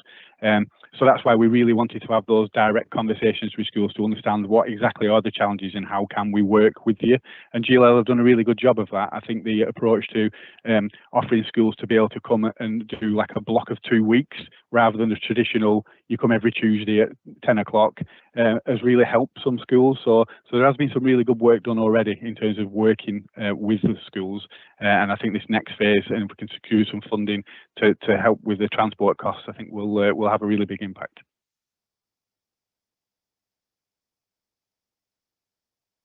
Thank you, Heath. I know Carol put a camera on. Did you want to pass any comments, Carol? No, thank you, Chair, not at the moment. Okay, thank you. Any further Councillor Foreman, Guy. Hi there. I'm just going through Appendix 13, CAP profiles for South Carrier area, because it's my area, so obviously you can imagine I've scrutinised it a bit more. Spelling mistake, minor, but in the population section, you go on about the low projection, population growth, etc., etc. It says bracket and decline in working AE. I think you've missed the G out. I think it's supposed to be age.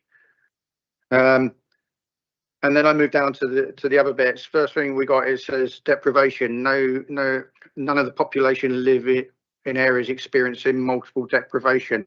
I know that to be incorrect when we've put in community levelling up funding and SPF funding, for which we were successful last year. When you use your IMD index, there's 7 areas, and Helston falls into 2. 2 is multiple, not just 1, it's 2. So to me, that's incorrect. And also, a thing that's recognised by most people, but that never seems to come out in information in this, and it was highlighted in the prosperity funding bids that we put in. We've got incomes, household income below average in rural areas. Well, I don't think anyone's going to disagree with that. But then you say higher than average in Helston. Well, because Helston has this lovely naval base with mod prices for income and that, it skews all the figures. And the majority of Helston people are below average on their income, but because the income is so high from the mod base, it skews all the figures, and it always gets put down that the average income in Helston is high. It's not. So I prefer it to be looked at a bit better. It's an unusual situation, and that was noted as well for the SPF funding we had. Helston, it says one thing, but it is a unusual situation just because of one major employee. And the other one, what have we got? Low unemployment. Maybe when you wrote this, now we've just lost Flambard. I think that's about a bit out of date now. And it's nice to see that you actually access to transport. You've noticed that 11% of people without cars, and this is a problem. And with our drive to not be using cars, that number's only going to go up, isn't it? So that's going to be even more of a problem. So not always trying to push people away from their own transport is a good idea.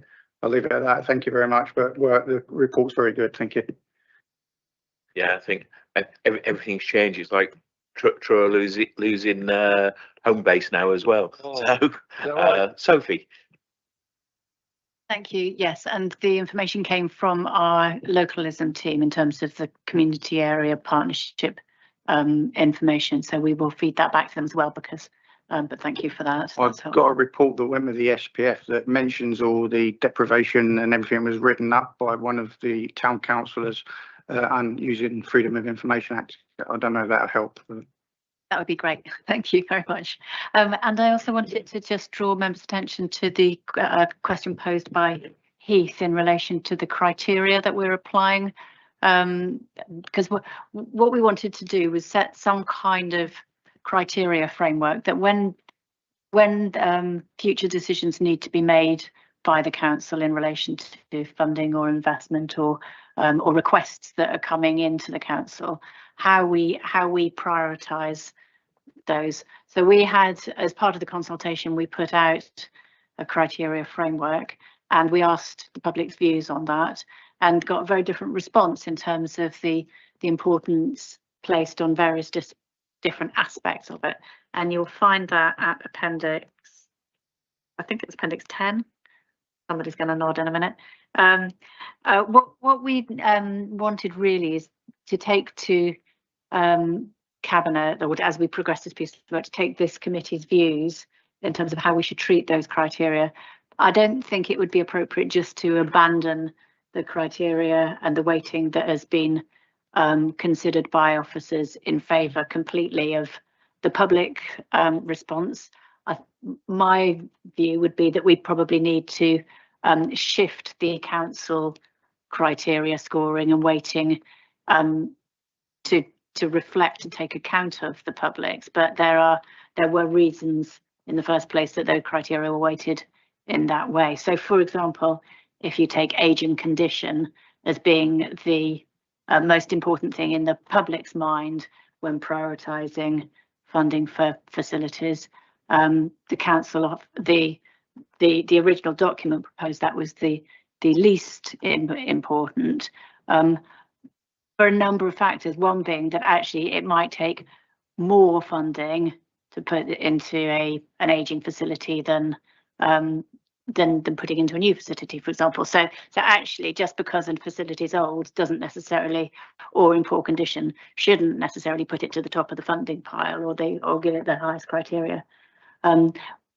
Interestingly, the public have very much, as Heath noted, in terms of the demographic information, have put access for school swimming as their top priority. So that would suggest to me that the council might want to change the order of that we've put ours in. So it was just really to try and get the committee's views on the criteria would be really helpful as we take this report on to Cabinet. Thank you, Sophie. Yes, there is. Laurie, Councillor McGowan. Thank you. I will try and zoom out a little bit based on my, detailed focus on Falmouth and swimming pools. So I guess the question is in terms of what opportunity is there to influence, and I appreciate meeting with officers is possibly the way to do this, and maybe further review the current proposals before it goes to Cabinet. Because interested and possibly Councillor Mould can add to this in terms of the presentation of this to Cabinet and then what the impact will be. And appreciate there's lots of different action plans and strategies to come following the adoption, if that's the case, of this framework. But just So what can we do between now and then to influence and amend if required? And then beyond that, and I do come back to Falmouth here, because within the facilities assessment activity, Falmouth and the swimming pool element is the only area in the whole document where it talks about providing additional facilities.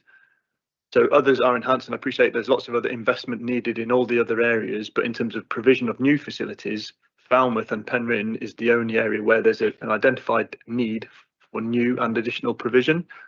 So does that mean that that area is prioritised in terms of any external funding driven towards that particular area, because there's a need to provide there? So Sophie, I don't know if that's a question for you in terms of how this can be adopted and how a prioritisation matrix for investment is applied. So I'll start, and I might look to colleagues to come in behind me on this one. So fundamentally, the purpose of putting this framework in place and having criteria and having all of the assessment information and all of that quantitative information as well as the qualitative is to enable bids to come forward. So this would really help the if the Falmouth Penryn area community interest company are trying to bring forward a proposal for funding, this is absolutely what will help them to do that. So yes, the criteria is important. What I would say in relation to the criteria document within here and trying to put some weighting on it, because we all understand not every thing, nothing is, things aren't equal, so we do need to have some kind of weighting on it, and people will be coming from different perspectives depending on where they live and what they want and what they want to keep hold of or have new. So I think we do need to recognise that whilst we might at a moment in time try and say what's important to our communities for the whole of Cornwall generally, that might change. So we might in future want to revisit the weighting and the criteria, or other things might come out of the blue that might be even more important. So but I think it's important that we try and do that, because it will help it will help future funding bids going forward, and in particular it will help. So in some ways the criteria isn't so important when we're going for external funding bids, but it's more when the council internally has got to make decisions between facilities, I think, is probably where it starts to play in. Heath or Julie, want to say anything? No, I think I was going to comment along the same lines as Sophie. You know, it's that criteria is needed, because at some point in time, you know, decisions will have to be made, and we need a framework that we're going to base those decisions on. But to Sophie's point, you know, there are isolated, you know, Pendennis Leisure can apply for funding themselves independently, and this document and the built facilities and plain pitch strategy will support those funding bids independent of our criteria that we're talking about. Thank you. Any further questions? I mean, my final comment is looking through that. It's interesting that some of the sports are losing facilities, the likes of tennis, bowls, etc., where it's, you know, you think, are they dying off, or is it just because of the cost of the sport, or maintaining the facilities elsewhere? But so it does make interesting reading. And also I have noticed, after driving around various areas, there does appear to be an increase in so I mean, what one mentioned there is Boscowan Park with the multi-fitness equipment in there.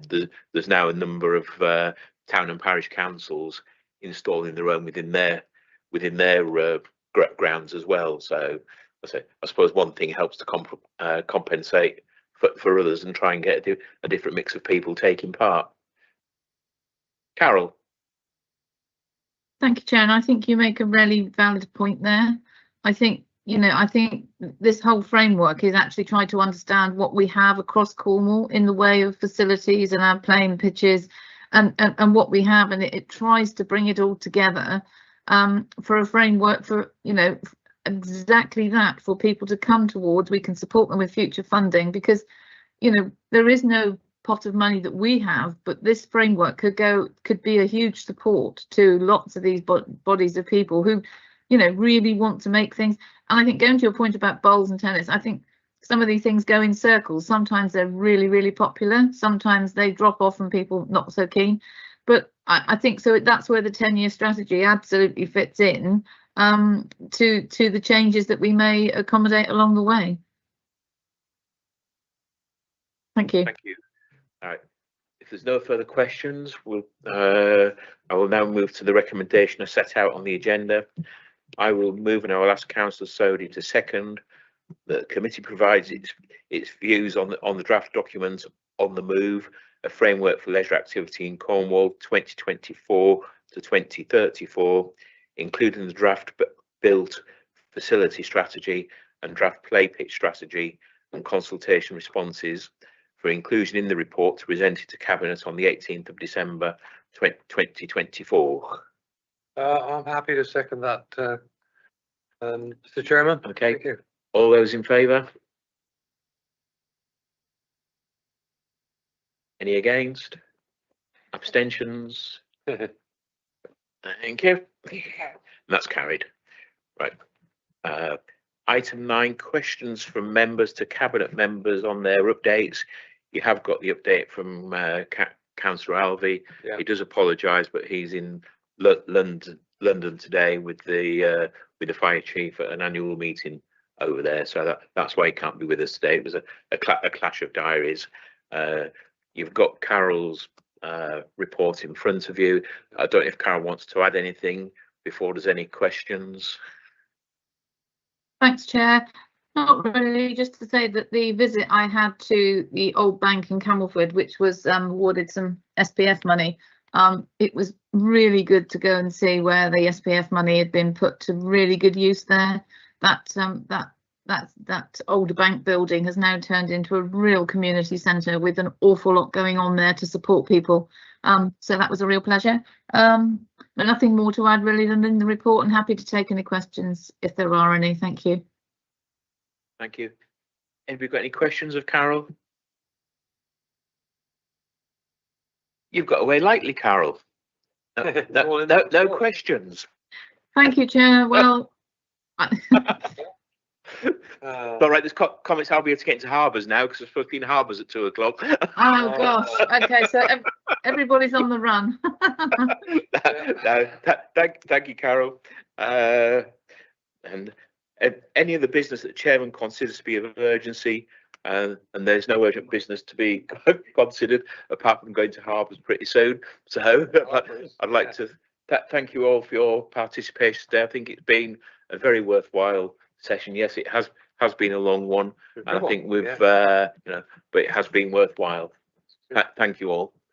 This is the last official meeting for this committee before Christmas.